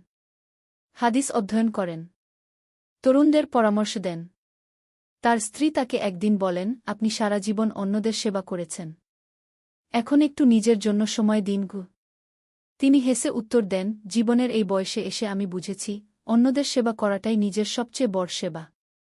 আল্লাহর সন্তুষ্টি অর্জন করাটাই জীবনের সবচেয়ে বড় পাওয়া গো। তিনি এখন প্রতিদিন দীর্ঘ সময় ধরে দোয়া করেন। নিজের জন্য, পরিবারের জন্য, গ্রামবাসীর জন্য, দেশের জন্য, সমগ্র মুসলিম উম্মাহর জন্য। একদিন তাহাজ্জুদের সময় তিনি আল্লাহর কাছে দোয়া করেন, হে আল্লাহ, আমার জীবনে যত ভুল ত্রুটি হয়েছে সব ক্ষমা করে দাও। আমি যা কিছু ভালো কাজ করেছি তা কবুল কর। আর আমার মৃত্যু যেন ঈমানের সাথে হয় গে। অষ্টাদশ অধ্যায়, শেষ পরীক্ষা। জীবনের শেষ দিকে এসে তার আরেকটি বড় পরীক্ষার সম্মুখীন হতে হয়। তার প্রিয় নাতি, যাকে সে খুব আদর করত, এক দুর্ঘটনায় মারা যায়। এই শোকে তিনি প্রায় ভেঙে পড়েন। কিন্তু ঈমানের জোরে নিজেকে সামলে নেন। তিনি মনে করেন এটাও আল্লাহর পরীক্ষা। দেখা হচ্ছে তিনি কতটা ধৈর্যশীল। নাতির মৃত্যুর পর তিনি আরও বেশি আল্লাহমুখী হয়ে যান। দুনিয়ার মোহ আরও কমে আসে। মনে হয় যেন আখেরাত তার কাছাকাছি চলে এসেছে। কিন্তু তবুও তিনি মানুষের সেবা বন্ধ করেন না। যত দিন শরীরে শক্তি আছে তত দিন তিনি মানুষের কাজে আসতে থাকেন। একদিন এক তরুণ তার কাছে এসে বলে, চাচা, আপনার এত বয়স হয়েছে, এখনও কেন এত কাজকর্ম করেন? তিনি উত্তর দেন, বাবা, আল্লাহ যতদিন আমাকে এই পৃথিবীতে রেখেছেন ততদিন তার সৃষ্টির সেবা করাই আমার কর্তব্য। আর কাজ করতে করতেই মৃত্যু হোক, এটাই আমার চাওয়াগে। ঊনবিংশ অধ্যায়, আল্লাহর ডাক। তিনি এখন প্রায় স্বপ্নে আখেরাতের কথা দেখেন। জান্নাতের সুন্দর বাগানের স্বপ্ন দেখেন। হুর-গিলমানদের দেখেন। আল্লাহর সন্তুষ্টির অনুভব করেন। একদিন রাতে তাহাজ্জুদ পড়ার সময় তিনি একটি বিশেষ স্বপ্ন দেখেন। স্বপ্নে দেখেন একজন সুন্দর ফেরেশতা তার কাছে এসে বলছে, আল্লাহ আপনার সাথে খুশি। তিনি আপনাকে তার কাছে ডাকছেন গু। স্বপ্ন থেকে জেগে তিনি বুঝতে পারেন তার মৃত্যুর সময় ঘনিয়ে এসেছে। কিন্তু ভয় নেই, বরং এক ধরনের আনন্দ অনুভব করেন। পরদিন সকালে তিনি পরিবারের সবাইকে ডেকে বলেন, আমার মনে হচ্ছে আমার সময় এসে গেছে। তোমরা আমার জন্য দুঃখ করো না। আমি আল্লাহর কাছে যাচ্ছি। পরিবারের সবাই কেঁদে ফেলে। কিন্তু তিনি হাসি মুখে বলেন, কাঁদো না। মৃত্যু তো সত্য। সবাইকে একদিন যেতে হবে। আমি আল্লাহর রহমতে আশাবাদী গু। বিংশ অধ্যায়, বিদায়ের আগে। মৃত্যুর কয়েকদিন আগে তিনি গ্রামের সবাইকে ডেকে পাঠান। তার জীবনের শেষ উপদেশ দিতে চান। ভাই বোনেরা, আমি সারা জীবন তোমাদের ভালোবেসেছি। তোমাদের সেবা করার চেষ্টা করেছি। এখন আমার শেষ কথা শোন। প্রথম কথা, আল্লাহকে ভয় কর। তার হুকুম মেনে চল। দ্বিতীয় কথা, মানুষকে ভালোবাস। ধনী গরিব, ছোটবড় সবাইকে সমান চোখে দেখ। তৃতীয় কথা, সততার পথ থেকে কখনো সরে যেও না। টাকা পয়সার লোভে পড়ে অন্যায় করো না। চতুর্থ কথা, মানুষের সেবা কর। দুঃখীদের পাশে দাঁড়াও। এটাই তোমাদের জান্নাতের পথ। পঞ্চম কথা, তোমাদের সন্তানদের ভালো শিক্ষা দাও। দ্বীনি এবং দুনিয়াবি দুই শিক্ষাই দরকার। এই পাঁচটা কথা মনে রাখলে তোমাদের দুনিয়া এবং আখেরাত দুটোই সুন্দর হবে গি। গ্রামের সবাই কান্নায় ভেঙে পড়ে। সবার মনে হয় যেন তাদের বাবা চলে যাচ্ছেন। একবিংশ অধ্যায়, শেষ নিঃশ্বাস। তার মৃত্যুর দিন ছিল শুক্রবার। সকালে উঠে স্বাভাবিক নিয়মে তাহাজ্জুদ পড়েন। ফজরের নামাজ পড়েন। কোরআন তেলাওয়াত করেন। দুপুরের দিকে তিনি শুয়ে পড়েন। পরিবারের সবাই তার পাশে বসে থাকে। তিনি তাদের দিকে তাকিয়ে হাসেন। আমি যাচ্ছি। তোমরা আমার জন্য দোয়া করো।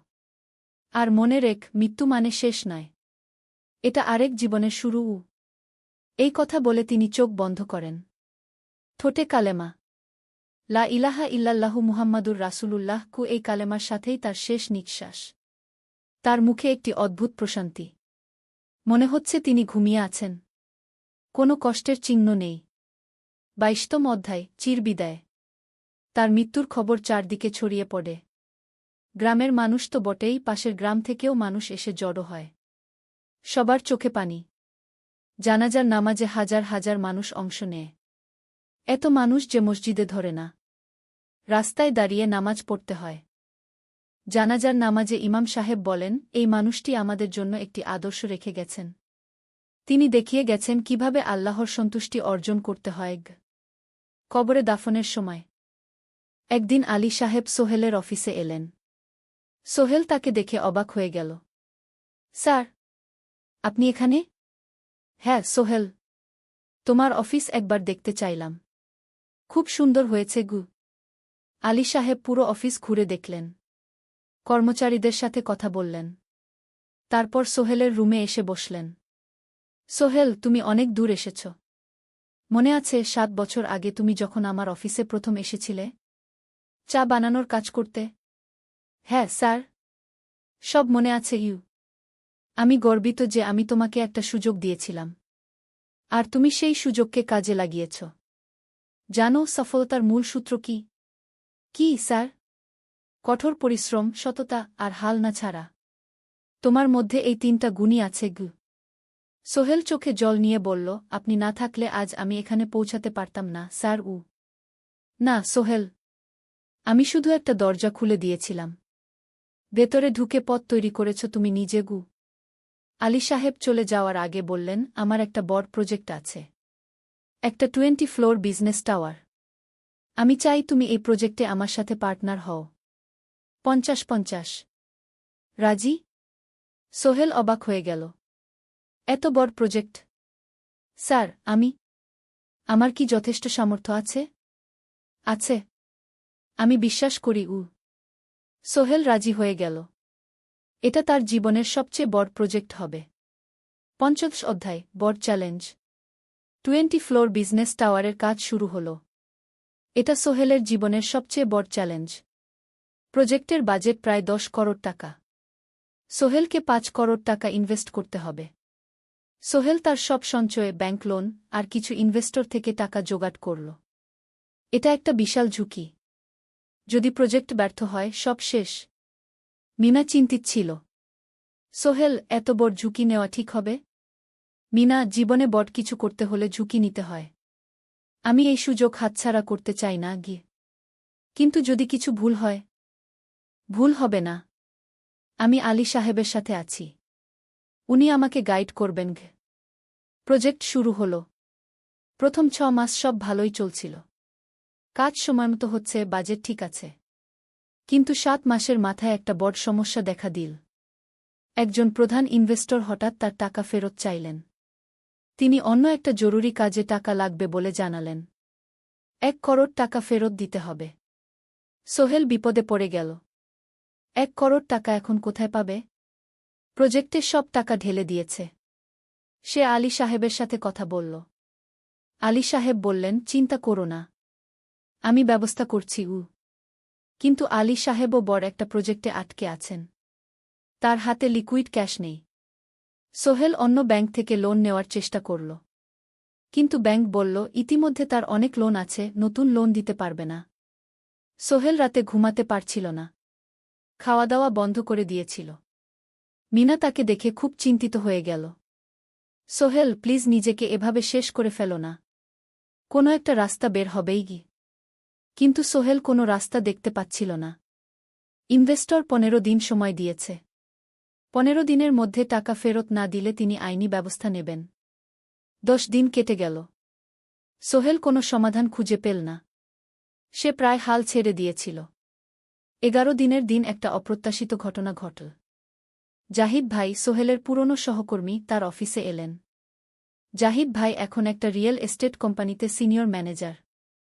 সোহেল, আমি তোমার সমস্যার কথা শুনেছি গু। হ্যাঁ ভাই, আমি বিপদে পড়েছি গু। আমি তোমাকে সাহায্য করতে চাই। আমার কিছু সঞ্চয় আছে। 5 লাখ টাকা। তুমি নাও। সোহেল চোখে জল নিয়ে বলল, ভাই আমি কিছু বলার দরকার নেই। তুমি আমাকে অনেক কিছু শিখিয়েছ। তোমার কাছ থেকে পরিশ্রম আর সততা শিখেছি। এখন আমার পালা তোমাকে সাহায্য করার। জাহিদ ভাই চলে যাওয়ার পর আরও দুজন এলো। একজন সোহেলের পুরনো ক্লায়েন্ট, আরেকজন তার কর্মচারী। দুজন মিলে আরও 8 লাখ টাকা দিল।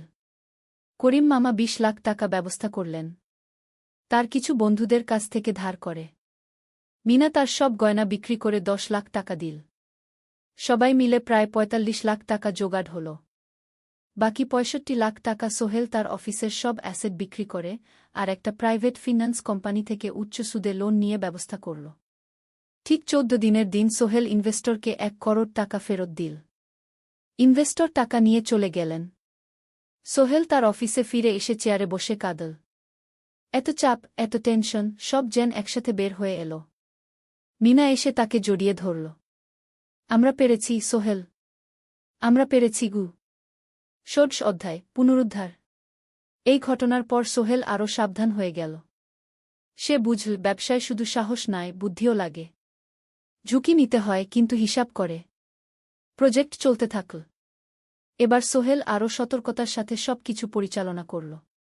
প্রতিটা খরচ হিসাব করল, প্রতিটা সিদ্ধান্ত ভেবেচিন্তে নিল। আরও 1 বছর পর 20 ফ্লোর বিজনেস টাওয়ার সম্পন্ন হল। চমৎকার বিল্ডিং। শহরের অন্যতম সুন্দর ভবন। বিল্ডিংয়ের উদ্বোধন অনুষ্ঠানে শহরের মেয়র এলেন। অনেক ব্যবসায়ী, সাংবাদিক এল। সোহেলের নাম পত্রিকায় ছাপা হল। স্বপ্নের শহরে এক তরুণ উদ্যোক্তার সফলতার গল্প। প্রজেক্ট থেকে সোহেলের লাভ হল প্রায় 2 করোড় টাকা। এই টাকা দিয়ে সে সব ঋণ শোধ করল। জাহিদ ভাইয়ের টাকা ফেরত দিল। করিম মামার ঋণ শোধ করল। যারা সাহায্য করেছিল সবাইকে টাকা ফেরত দিল। মিনার জন্য নতুন গয়না কিনা। আরও সুন্দর। তার মাকে গ্রামে একটা নতুন পাকা বাড়ি বানিয়ে দিল। মা কাঁদতে কাঁদতে বললেন, তোর বাবা বেঁচে থাকলে কত খুশি হতো। তুই আমার সব স্বপ্ন পূরণ করেছিস। সোহেল নিজেদের জন্য একটা ফ্ল্যাট কিনা। 4 রুমের ফ্ল্যাট, সমুদ্রের কাছে। এখন আর ভাড়া বাড়িতে থাকতে হয় না। 17 অধ্যায় প্রতিদান। সোহেল এখন একজন প্রতিষ্ঠিত উদ্যোক্তা। কিন্তু সে তার শেখ ভোলেনি। যে গ্রাম থেকে সে এসেছে, যারা তাকে সাহায্য করেছে, কাউকেই ভোলেনি। সে তার গ্রামে একটা স্কুল বানিয়ে দিল। সোহেল ফাউন্ডেশন স্কুল কো গরিব ছেলেমেয়েরা ফ্রিতে পড়তে পারবে। ভালো শিক্ষক নিযোগ দিল। ভালো পড়াশোনার ব্যবস্থা করল। শহরে একটা ফ্রি মেডিকেল ক্লিনিক খুল। গরিব মানুষরা ফ্রিতে চিকিৎসা পাবে। প্রতি বছর 10 জন মেধাবী কিন্তু গরিব ছাত্রছাত্রীকে স্কলারশিপ দেওয়া শুরু করল। তারা বিনামূল্যে পড়াশোনা করতে পারবে। একদিন একটা টিভি চ্যানেল সোহেলের ইন্টারভিউ নিতে এলো। আপনার সফলতার গোপন সূত্র কি? সোহেল একটু ভেবে বলল, কঠোর পরিশ্রম, সততা আর হাল না ছাড়া। এই 3টা জিনিস যদি কারো মধ্যে থাকে, সে যে কোনো কিছু অর্জন করতে পারে। আর সবচেয়ে বড় কথা, যারা আমাকে সাহায্য করেছে তাদের ছাড়া আমি কিছুই না। একা কেউ সফল হতে পারে না। আপনার পরবর্তী স্বপ্ন কি? আমি চাই আরও মানুষকে সাহায্য করতে। আমার মতো যারা গ্রাম থেকে শহরে আসে তাদের জন্য একটা ট্রেনিং সেন্টার খুলব। তারা সেখানে বিভিন্ন স্কিল শিখতে পারবে, চাকরি পাবে, নিজের পায়ে দাঁড়াতে পারবে। 18 অধ্যায় নতুন প্রজন্ম। আরও 5 বছর কেটে গেল। সোহেল এখন 45 বছরের। তার মেয়ে সারা এখন 9 বছরের। স্কুলে ক্লাস 4-এ পড়ে। খুব মেধাবী মেয়ে। একদিন সারা বাবাকে জিজ্ঞেস করল, বাবা, তুমি কিভাবে এত বড় হলে? আমার বন্ধুরা বলে তুমি একজন সফল মানুষ গো। সোহেল তাকে কোলে নিয়ে বসল। বাবা, তুমি জানো তোমার দাদু ছিলেন একজন স্কুল শিক্ষক। খুব সৎ মানুষ। কিন্তু আমরা গরিব ছিলাম। আমি রিকশা চালাতাম। রিকশা? সত্যি? হ্যাঁ। তারপর আমি এই শহরে এলাম। অনেক কষ্ট করেছি। কিন্তু হাল ছাড়িনি। মানুষ আমাকে সাহায্য করেছে। আর আমি কঠোর পরিশ্রম করেছি। বাবা, আমিও কি তোমার মতো হতে পারব? অবশ্যই পারবে বাবা।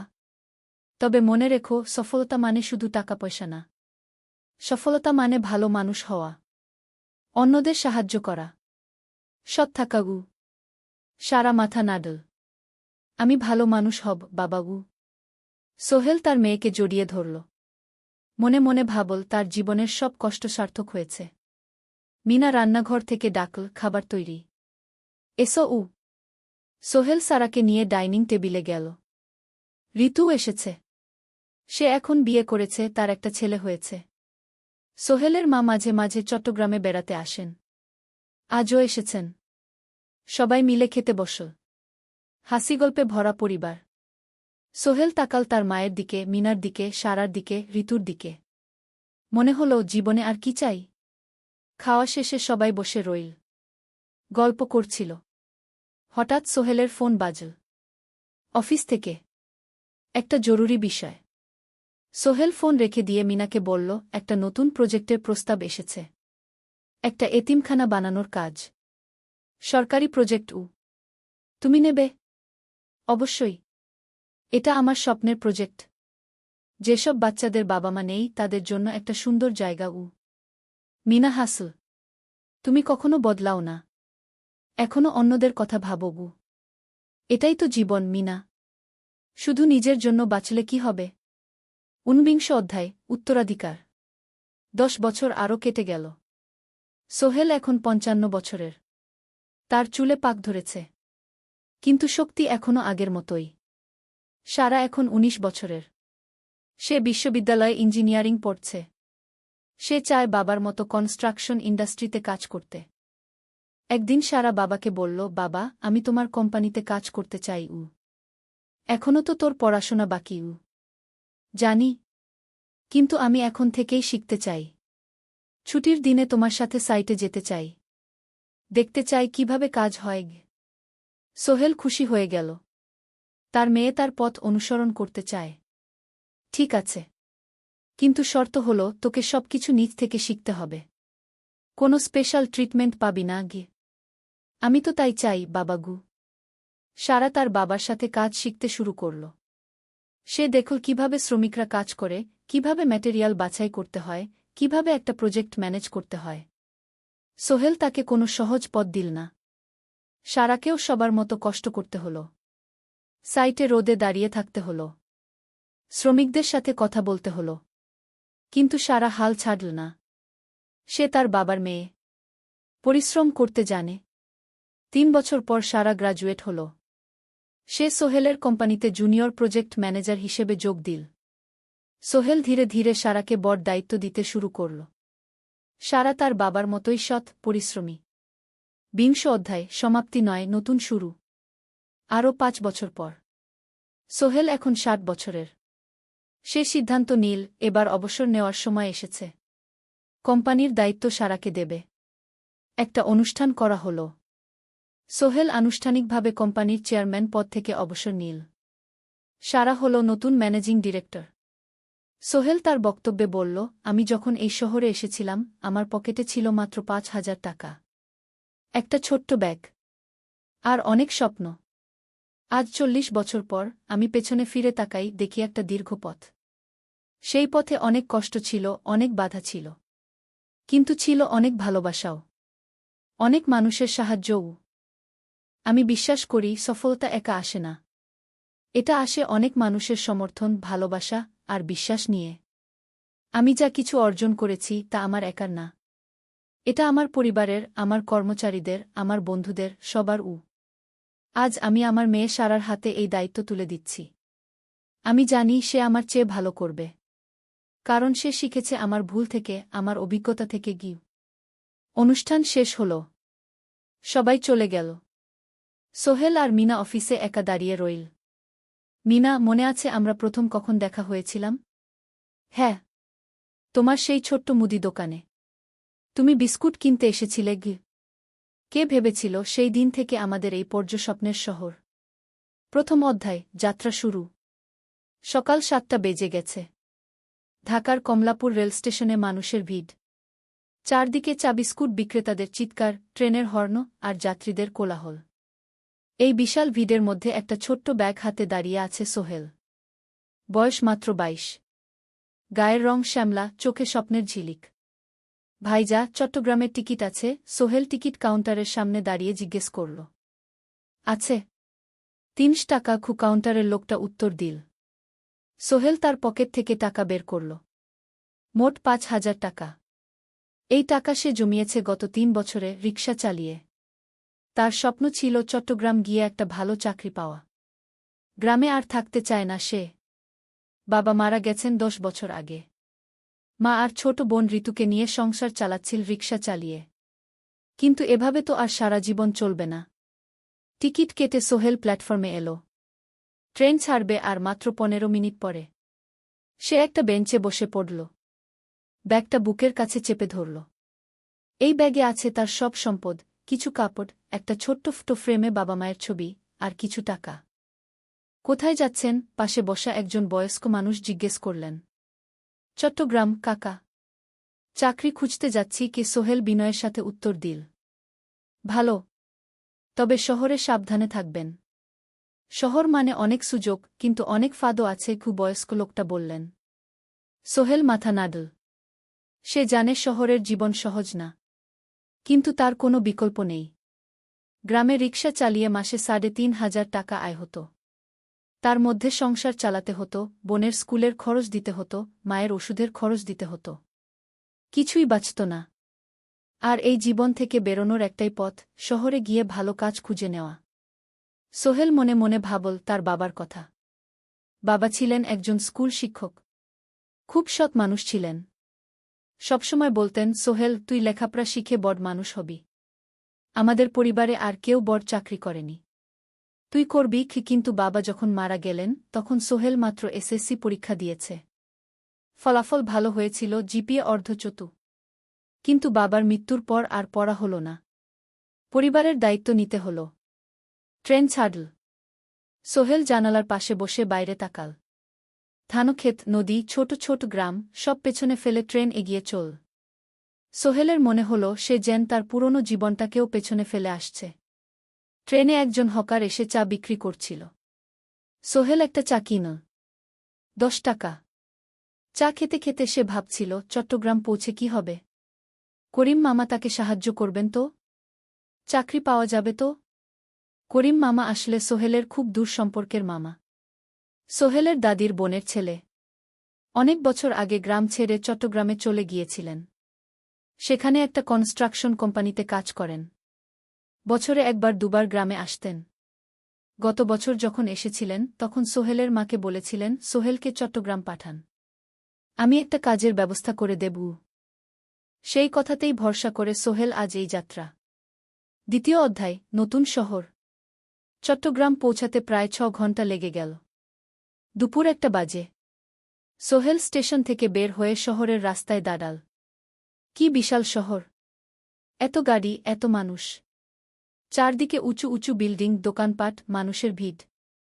সোহেল কিছুক্ষণ দাঁড়িয়ে থাকল সব কিছু দেখতে দেখতে। তার মনে হচ্ছিল সে যেন অন্য কোনো পৃথিবীতে এসে পড়েছে। তার পকেটে একটা ছোট্ট কাগজ আছে। সেখানে লেখা একটা ঠিকানা, করিম মিয়া, বাড়ি নং ২৩, রোড নং ৫, আগ্রাবাদ, চট্টগ্রামকে। সোহেল একটা রিকশা ডাকল। কত নেবেন আগ্রাবাদ যেতে? ৫০ টাকা গু। সোহেল রিকশায় উঠল।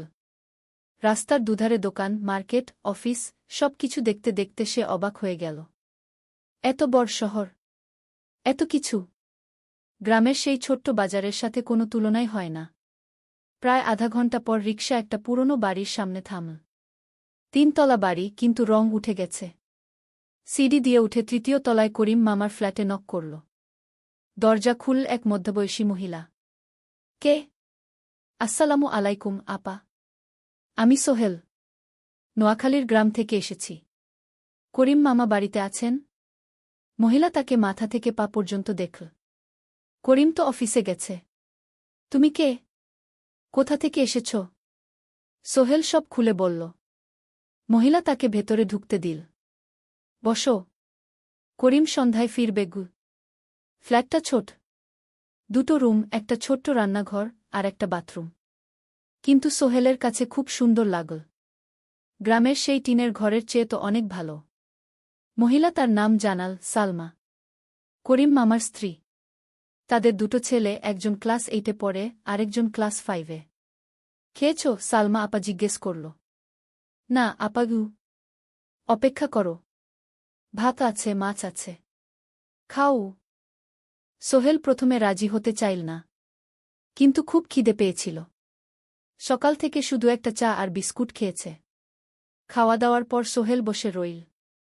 সালমা আপা তাকে গল্প করতে লাগল। তোমার মা কেমন আছেন? তোমার বোন? ভালো আছে আপা। মার একটু গেটে বাত আছে। ওষুধ খাচ্ছেন।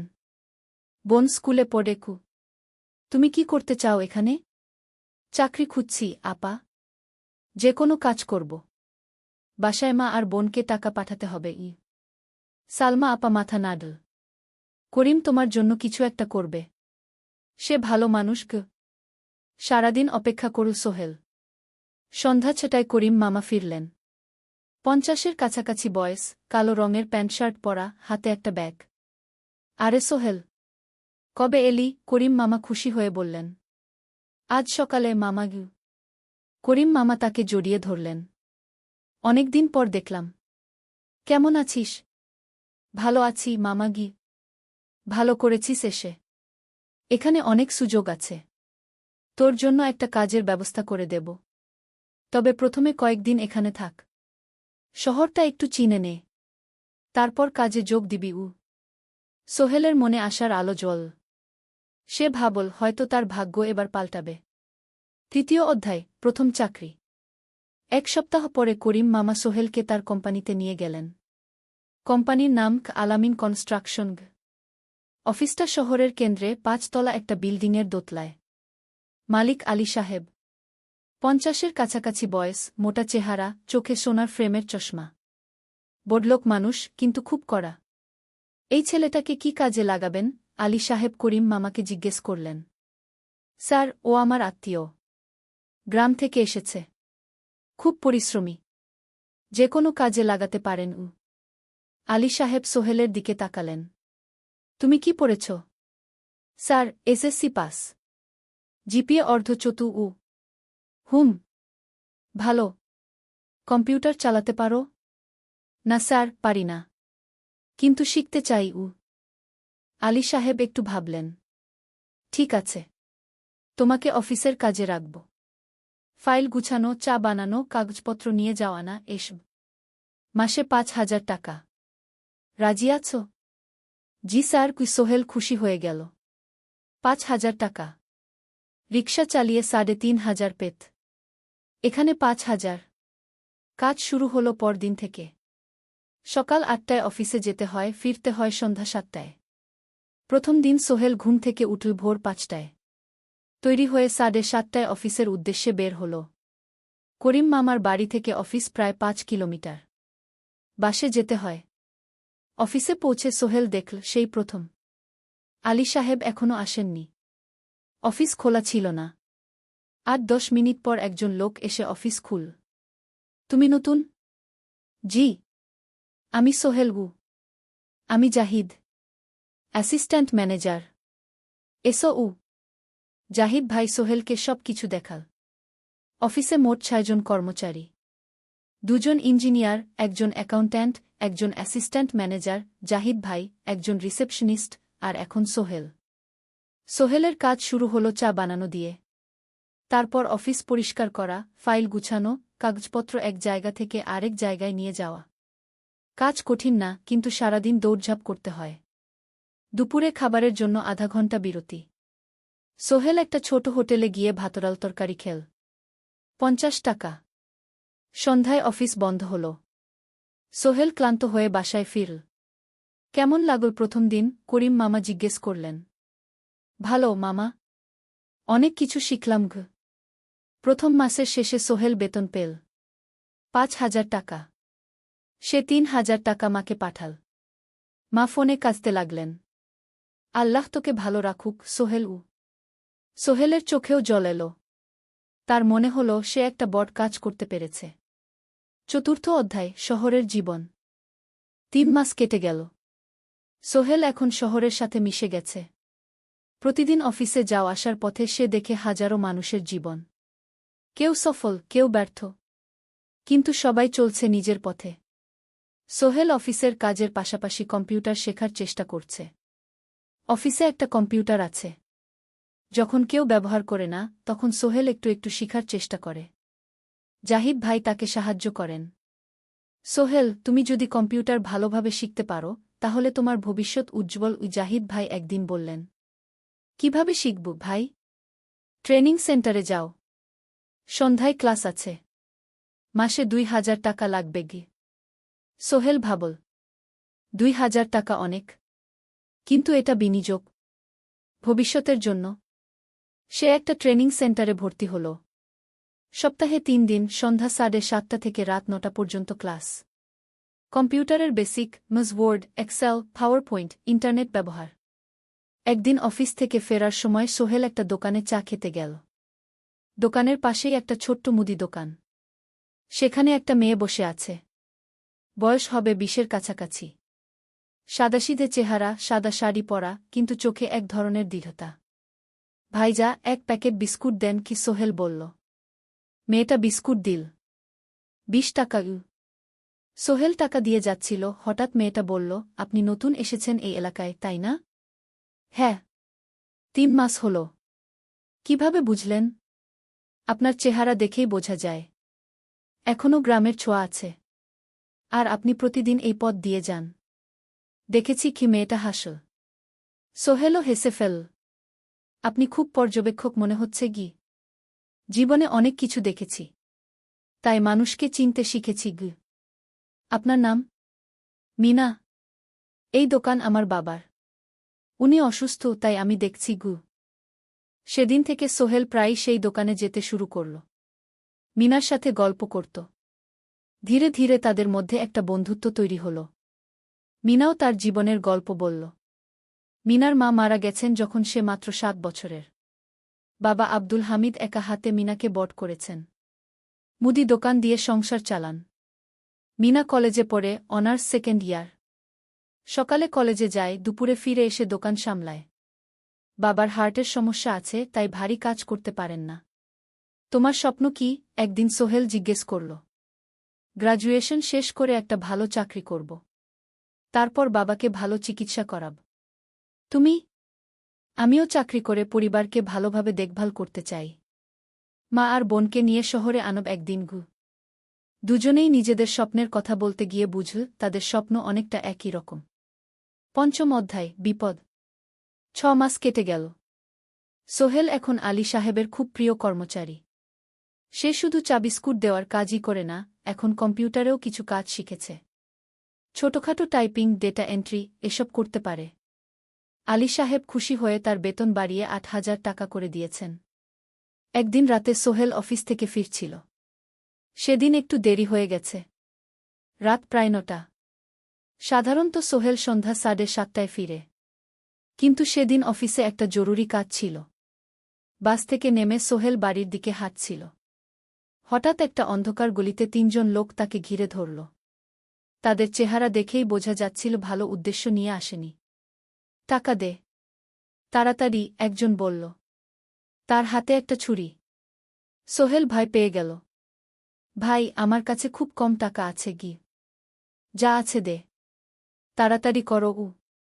সোহেল কাঁপতে কাঁপতে তার পকেট থেকে ৫ টাকা বের করে দিল। এই টাকা দিয়ে সে বাজার করবে ভেবেছিল। কিন্তু ছিনতাইকারীরা সন্তুষ্ট হল না। শুধু ৫ টাকা? তোর ব্যাগে কি আছে? তারা সোহেলের ব্যাগ কেড়ে নিল। ব্যাগে ছিল তার মোবাইল, কম্পিউটার ট্রেনিং সেন্টারের সার্টিফিকেট আর কিছু গুরুত্বপূর্ণ কাগজপত্র। না ভাই, ব্যাগটা ফেরত দেন। ওতে আমার জরুরি জিনিস আছে। মোবাইল নিয়ে নেন, কিন্তু ব্যাগটা দেন গু। কিন্তু ওরা শুনল না। একজন সোহেলকে জোরে ধাক্কা দিল। সোহেল পড়ে গেল। মাথা রাস্তার কংক্রিটে ধাক্কা লেগে গেল। রক্ত বের হল। ৩ জন দৌড়ে পালিয়ে গেল। কিছুক্ষণ সোহেল অজ্ঞান হয়ে পড়ে রইল। তারপর ধীরে ধীরে জ্ঞান ফিরল। মাথায় প্রচণ্ড ব্যথা। সে উঠে দাঁড়ানোর চেষ্টা করল, কিন্তু মাথা ঘুরছিল। কোনোমতে একটা দেয়াল ধরে দাঁড়াল। একজন পথচারী তাকে দেখে থামল। কি হয়েছে ভাই? ছিনতাই হয়েছে গি? এসো, আমি তোমাকে হাসপাতালে নিয়ে যাই। কিন্তু সোহেল রাজি হল না। না, ঠিক আছি, বাড়ি যেতে পারব। সে কোনোমতে করিম মামার বাড়িতে পৌঁছাল। দরজা খুলেই সালমা আপা চিৎকার করে উঠলেন। ও আল্লাহ! কি হয়েছে? করিম মামা দৌড়ে এলেন। সোহেলকে ভেতরে নিয়ে গেলেন। তার মাথায় জল ঢেলে রক্ত পরিষ্কার করলেন। ক্ষতটা বেশ গভীর। হাসপাতালে যেতে হবে কি করিম মামা বললেন। তারা একটা অটোরিকশা নিয়ে নিকটস্থ হাসপাতালে গেলেন। ডাক্তার সোহেলের মাথায় 3টা সেলাই দিলেন। বলল 1 সপ্তাহ বিশ্রাম নিতে হবে। কোনো ভারী কাজ করা যাবে না। হাসপাতাল থেকে ফিরে সোহেল শুয়ে রইল। তার মনে হচ্ছিল সবকিছু শেষ হয়ে গেছে। মোবাইল চলে গেছে, গুরুত্বপূর্ণ কাগজপত্র চলে গেছে। এখন 1 সপ্তাহ অফিস করতে পারবে না। পরদিন সকালে করিম মামা আলী সাহেবকে ফোন করে সব জানালেন। আলী সাহেব বললেন, ঠিক আছে, সোহেল ভালো হয়ে এলে আসবে, চিন্তার কিছু নেই গি। মিনা যখন এই খবর শুনল, সে সন্ধ্যায় সোহেলকে দেখতে এলো করিম মামার বাড়িতে। সাথে এনেছিল কিছু ফল। কি হয়েছিল? মিনা চিন্তিত গলায় জিজ্ঞেস করল। সোহেল সব বলল। মিনা রেগে গেল। এই শহরে এখন অনেক অপরাধ বেড়ে গেছে। পুলিশ কিছু করে না। তুমি পুলিশে রিপোর্ট করেছ? না। লাভ নেই। তবুও করা উচিত। তোমার মোবাইলটা হয়তো খুঁজে পাওয়া যাবে গি। করিম মামা সোহেলকে নিয়ে পুলিশ স্টেশনে গেলেন। জেনারেল ডায়েরি করলেন। কিন্তু পুলিশ খুব একটা আশা দিল না। দেখি কিছু করা যায় কিনা গু। সোহেল বুঝল মোবাইল আর ফিরবে না। সেই 1 সপ্তাহ সোহেলের জীবনের সবচেয়ে কঠিন সময় ছিল। সে শুধু শারীরিকভাবেই ক্ষতিগ্রস্ত হয়নি, মানসিকভাবেও ভেঙে পড়েছিল। প্রতিরাতে দুঃস্বপ্ন দেখত। সেই 3 জন ছিনতাইকারীর মুখ ভুলতে পারছিল না। মিনা প্রায় প্রতিদিন আসত। তাকে সাহস দিত। তুমি হাল ছেড়ো না সোহেল। জীবনে এরকম খারাপ সময় আসে, কিন্তু এটা কাটিয়ে ওঠাই হলো আসল বীরত্ব। সোহেলের মা গ্রাম থেকে ফোন করতেন। করিম মামার মোবাইল থেকে। তুই ভালো আছিস তো? সোহেল মাকে সব সত্যি বলেনি। শুধু বলেছে, হ্যাঁ মা, ভালো আছি। একটু জ্বর হয়েছিল। এখন ভালো। 1 সপ্তাহ পর সোহেল আবার অফিসে গেল। আলী সাহেব তাকে দেখে খুশি হলেন। কেমন আছো? ভালো আছি স্যার। ঠিক আছে, তবে প্রথম কয়েকদিন হালকা কাজ করবে গু। সোহেল আবার কাজে মন দিল। কিন্তু একটা জিনিস তাকে খুব কষ্ট দিচ্ছিল, তার মোবাইল নেই। মায়ের সাথে কথা বলতে পারছে না নিয়মিত। করিম মামার মোবাইল চাইতে সংকোচ লাগে। একদিন জাহিদ ভাই তাকে ডাকলেন। সোহেল, আমার একটা পুরনো মোবাইল আছে, তুমি ব্যবহার করো? না ভাই, আমি নাও, আমার কাজে লাগছে না, তুমি রাখো গু। সোহেল কৃতজ্ঞতায় প্রায় কেঁদে ফেল। ধন্যবাদ ভাই। মোবাইল পেয়ে সোহেল প্রথমেই মাকে ফোন করল। মা খুব খুশি হলেন। এতদিন ফোন করিসনি কেন? মা, মোবাইলটা নষ্ট হয়ে গিয়েছিল, নতুন নিয়েছি। মায়ের গলায় স্বস্তি ফুটে উঠল। 6ষ্ঠ অধ্যায়, নতুন সুযোগ। আরও 3 মাস কেটে গেল। সোহেল পুরোপুরি সুস্থ হয়ে গেছে। তার জীবন আবার স্বাভাবিক হয়ে এসেছে। সে এখন কম্পিউটার ট্রেনিং শেষ করেছে, সার্টিফিকেট পেয়েছে। কিন্তু একটা ঘটনা তার জীবনে বড় পরিবর্তন নিয়ে এলো।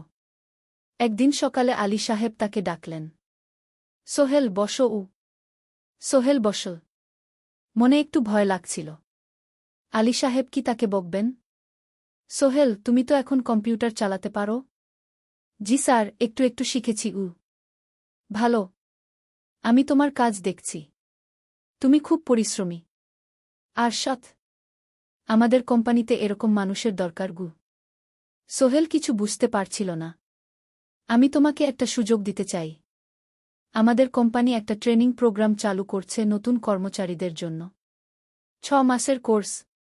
কম্পিউটার অ্যাকাউন্টিং, ভবন নির্মাণের হিসাব নিকাশ, প্রজেক্ট ম্যানেজমেন্ট সব শিখবে। কোম্পানি সব খরচ দেবে। ট্রেনিংয়ের সময় তোমার বেতনও চলবে। রাজি আছো? সোহেল বিশ্বাস করতে পারছিল না। স্যার, সত্যি? আমাকে এত বড় সুযোগ দিচ্ছেন? হ্যাঁ। তুমি ভালো ছেলে, পরিশ্রমী।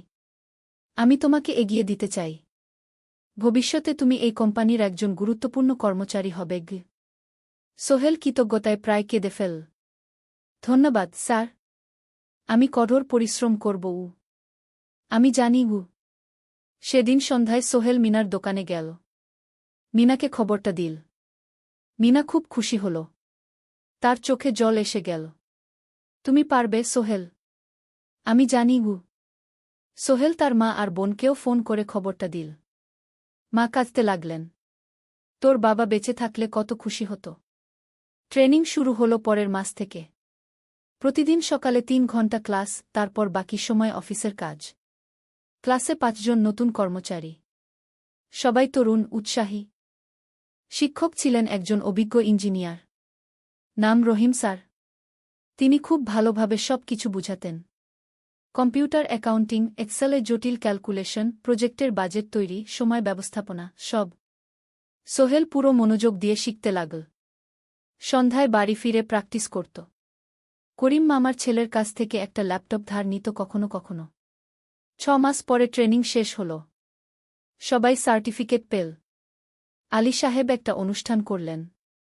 সোহেল সেরা পারফর্মার হিসেবে একটা বিশেষ পুরস্কার পেল, 5,000 টাকা বোনাস। আলী সাহেব ঘোষণা করলেন, সোহেল, আজ থেকে তুমি আমাদের জুনিয়র অ্যাকাউন্ট অ্যাসিস্ট্যান্ট। তোমার বেতন 15,000 টাকা। সোহেল অবাক হয়ে গেল। 8,000 থেকে 15,000, প্রায় দ্বিগুণ। সেদিন রাতে সোহেল ঘুমাতেই পারল না। খুশিতে, উত্তেজনায় তার চোখে ঘুম নেই। সে ভাবল তার জীবন কিভাবে বদলে যাচ্ছে। 2 বছর আগে যে রিকশা চালাত, আজ সে একটা নামকরা কোম্পানির অ্যাকাউন্ট অ্যাসিস্ট্যান্ট।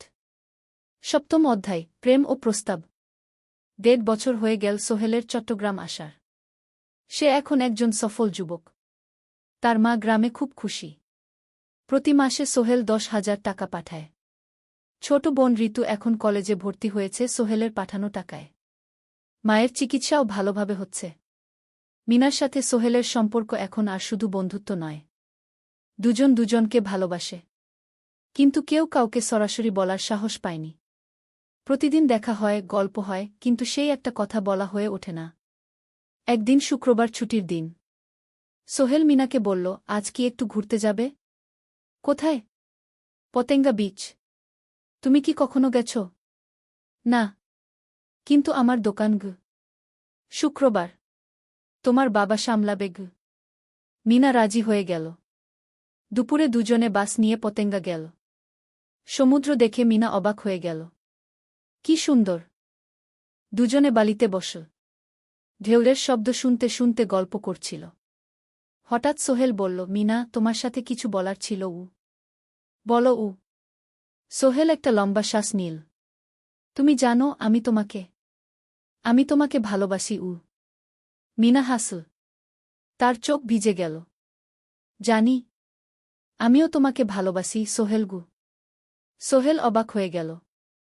সত্যি? হ্যাঁ। অনেকদিন ধরেই জানি। তুমি আমার জীবনে এসে সব কিছু বদলে দিয়েছ। তোমার সাথে থাকলে আমার মনে হয় আমি যে কোনো কিছু করতে পারব। দুজনে কিছুক্ষণ চুপ করে বসে রইল। সমুদ্রের ঢেউ এসে পায়ে লাগছিল। সূর্য পশ্চিমে ঢলে পড়ছে। আকাশ লালকুমলা হয়ে গেছে। কিন্তু আমার বাবার সাথে কথা বলতে হবে, কি মিনা বলল। আমি তৈরি। যখন বলবে তখন বলব। পরের সপ্তাহে সোহেল মিনার বাবার সাথে কথা বলল। আব্দুল হামিদ সাহেব প্রথমে একটু দ্বিধা করলেন। তুমি কোনো পরিবারের ছেলে? তোমার বাবা কি করতেন? সোহেল সব সত্যি বলল। তার বাবা ছিলেন স্কুল শিক্ষক।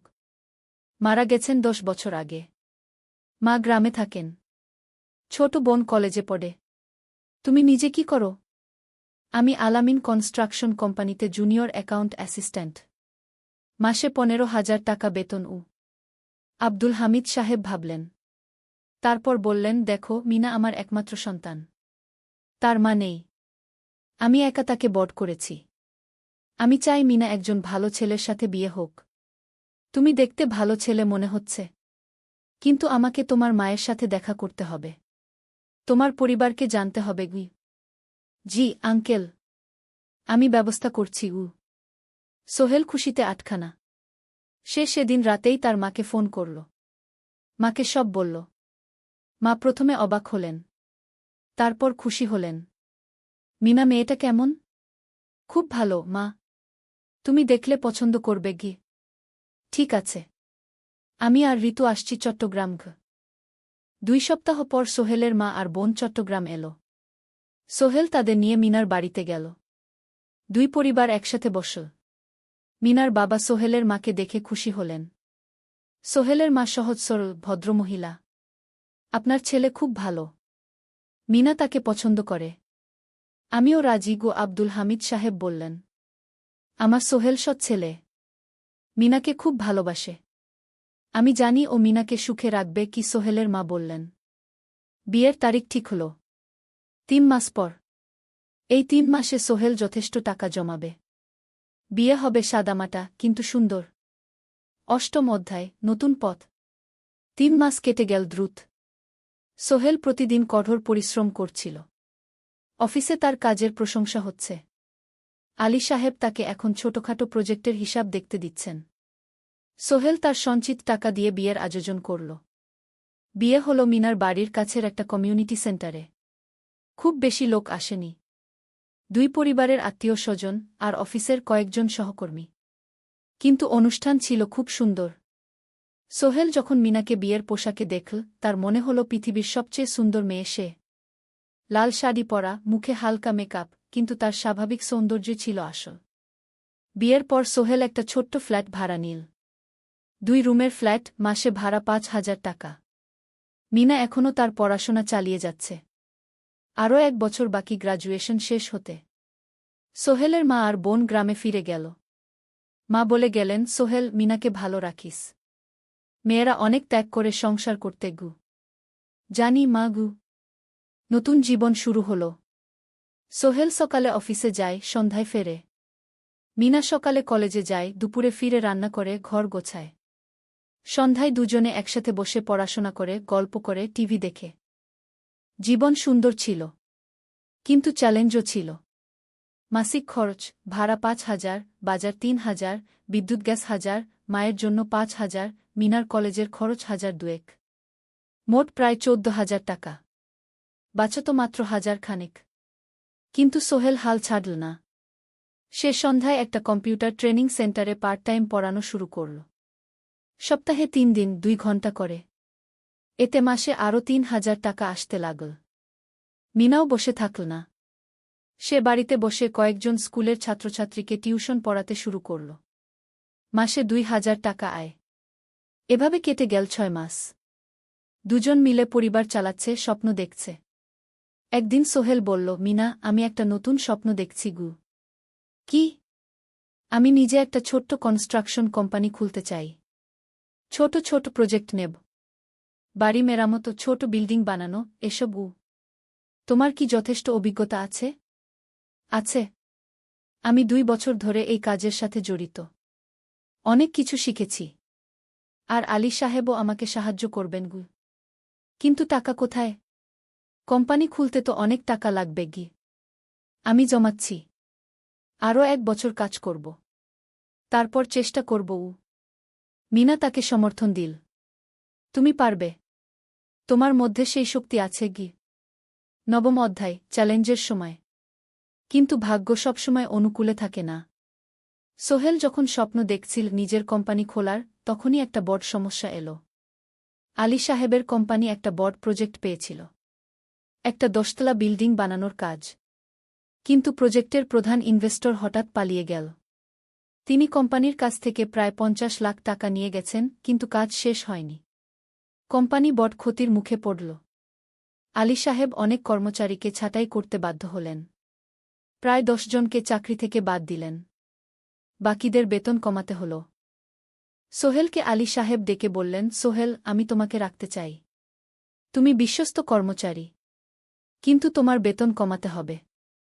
15,000 থেকে 10,000 সোহেল মনে মনে চিন্তায় পড়ে গেল। 10,000 টাকায় সংসার চলবে কিভাবে?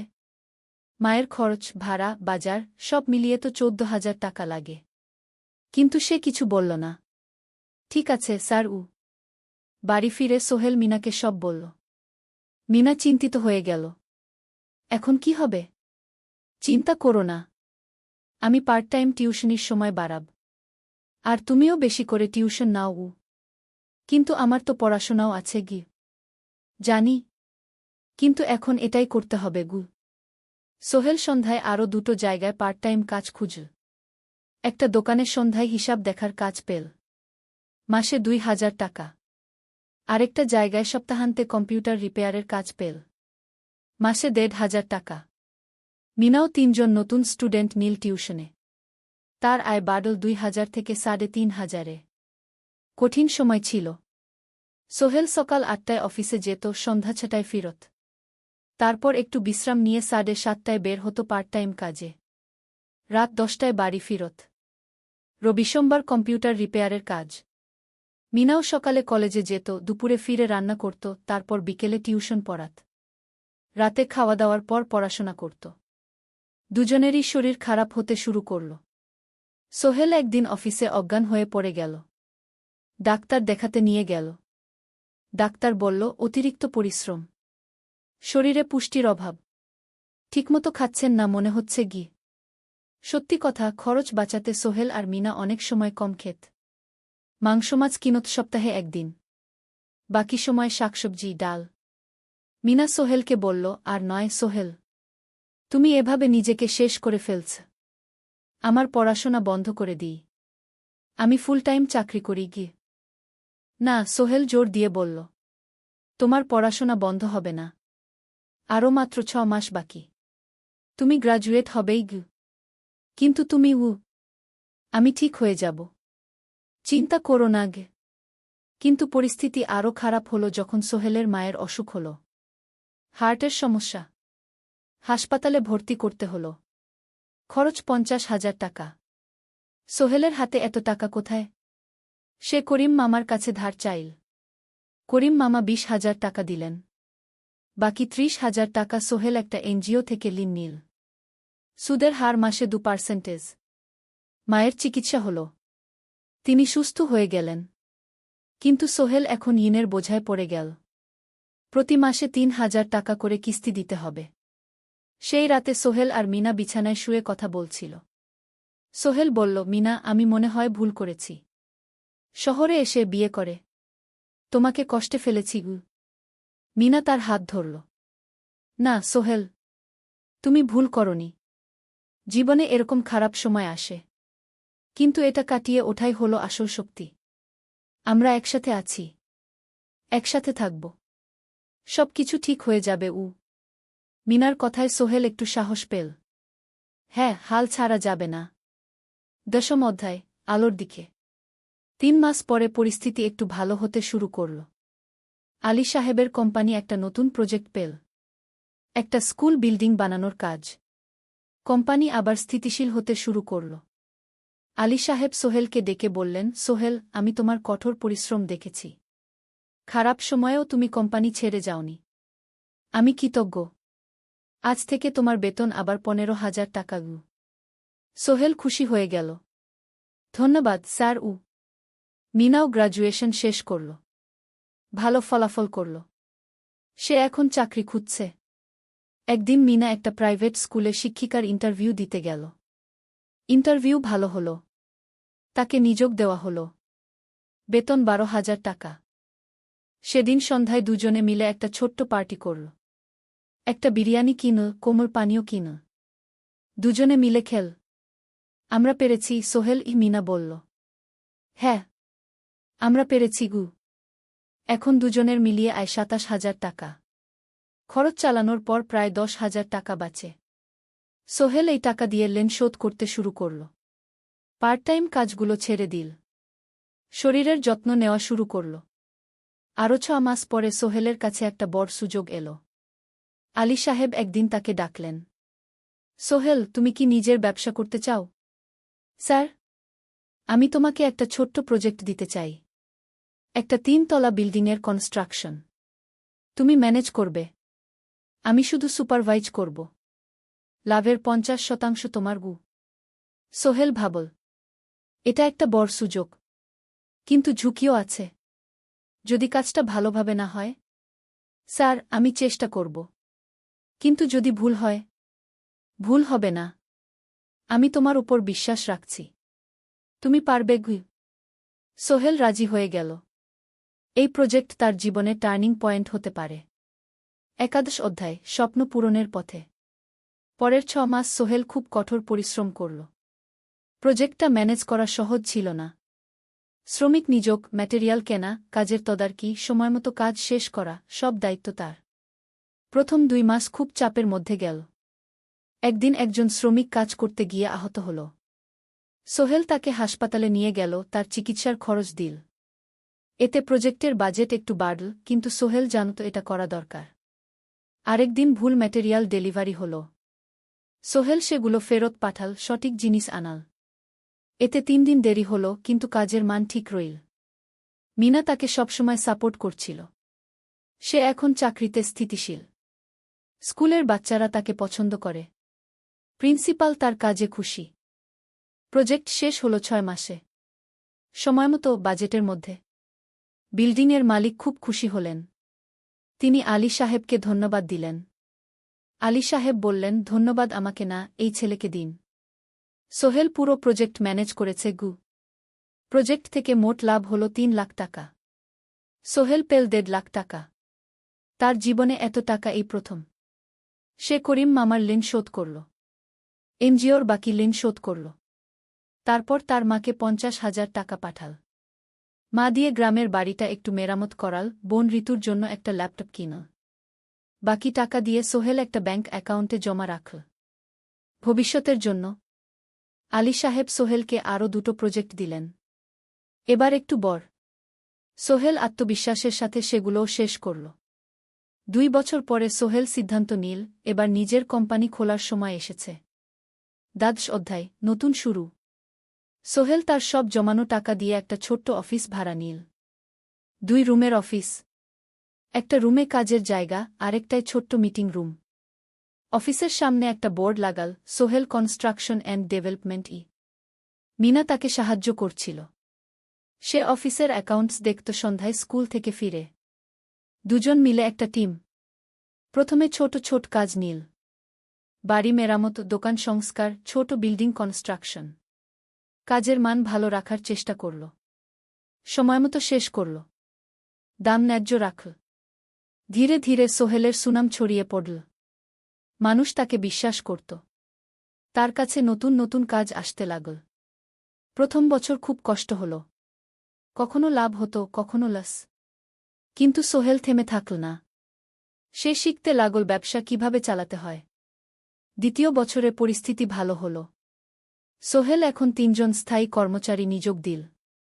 একজন ইঞ্জিনিয়ার, একজন সুপারভাইজার, একজন অফিস সহায়ক। তৃতীয় বছরে একটা বড় প্রজেক্ট পেল। একটা স্কুল বিল্ডিং বানানোর কাজ। 5 তলা বিল্ডিং। সোহেল পুরো মনোযোগ দিয়ে কাজটা করল। শ্রমিকদের ভালো বেতন দিল, ভালো ম্যাটেরিয়াল ব্যবহার করল, সময়মতো কাজ শেষ করল। স্কুল কর্তৃপক্ষ খুব খুশি হল। তারা সোহেলের কাজের প্রশংসা করল। এই প্রজেক্ট থেকে সোহেল প্রায় 5 লাখ টাকা লাভ করল। এই টাকা দিয়ে সে আরও ভালো একটা অফিস নিল। আরও কর্মচারী নিযোগ দিল। এখন তার কোম্পানিতে 10 জন স্থায়ী কর্মচারী। প্রজেক্ট অনুযায়ী আরও শ্রমিক নিযোগ দেওয়া হয়। ত্রয়োদশ অধ্যায় পরিবার। এদিকে সোহেল আর মিনার সংসারেও খুশির খবর এল। মিনা গর্ভবতী। 9 মাস পর তাদের একটা মেয়ে হল। নাম রাখল সারা।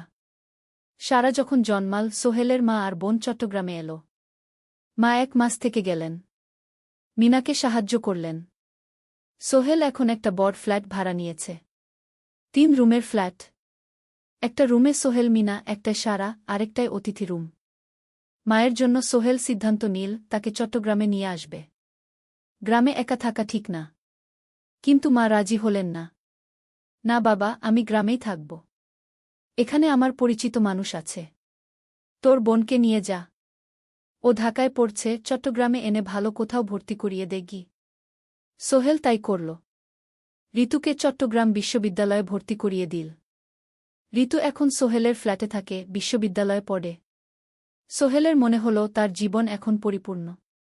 স্ত্রী, মেয়ে, বোন সবাই তার কাছে। ব্যবসা ভালো চলছে। মা গ্রামে সুখে আছেন। চতুর্দশ অধ্যায় সফলতার শিখরে। 5 বছর কেটে গেল। সোহেল এখন একজন সফল উদ্যোক্তা। তার কোম্পানি কি সোহেল কনস্ট্রাকশন অ্যান্ড ডেভেলপমেন্ট এখন চট্টগ্রামে বেশ পরিচিত। প্রায় ৩০ জন কর্মচারী তার অধীনে কাজ করে। সোহেল এখন শুধু ছোট প্রজেক্ট করে না, বড় বড় প্রজেক্টও করে। একটা ৮তলা বিজনেস কমপ্লেক্স বানানোর কাজ পেয়েছে। একটা হাসপাতাল বিল্ডিং বানাচ্ছে। মিনা এখনও স্কুলে পড়ায়। সে এখন ভাইস প্রিন্সিপাল। সাথে সোহেলের কোম্পানির অ্যাকাউন্টস ম্যানেজার। দুজন মিলে ব্যবসা চালা। সারা এখন ৪ বছরের। স্কুলে ভর্তি হয়েছে। খুব চালাক মেয়ে। ঋতু বিশ্ববিদ্যালয় থেকে গ্রাজুয়েট হয়ে একটা ব্যাংকে চাকরি পেয়েছে। একদিন আলী সাহেব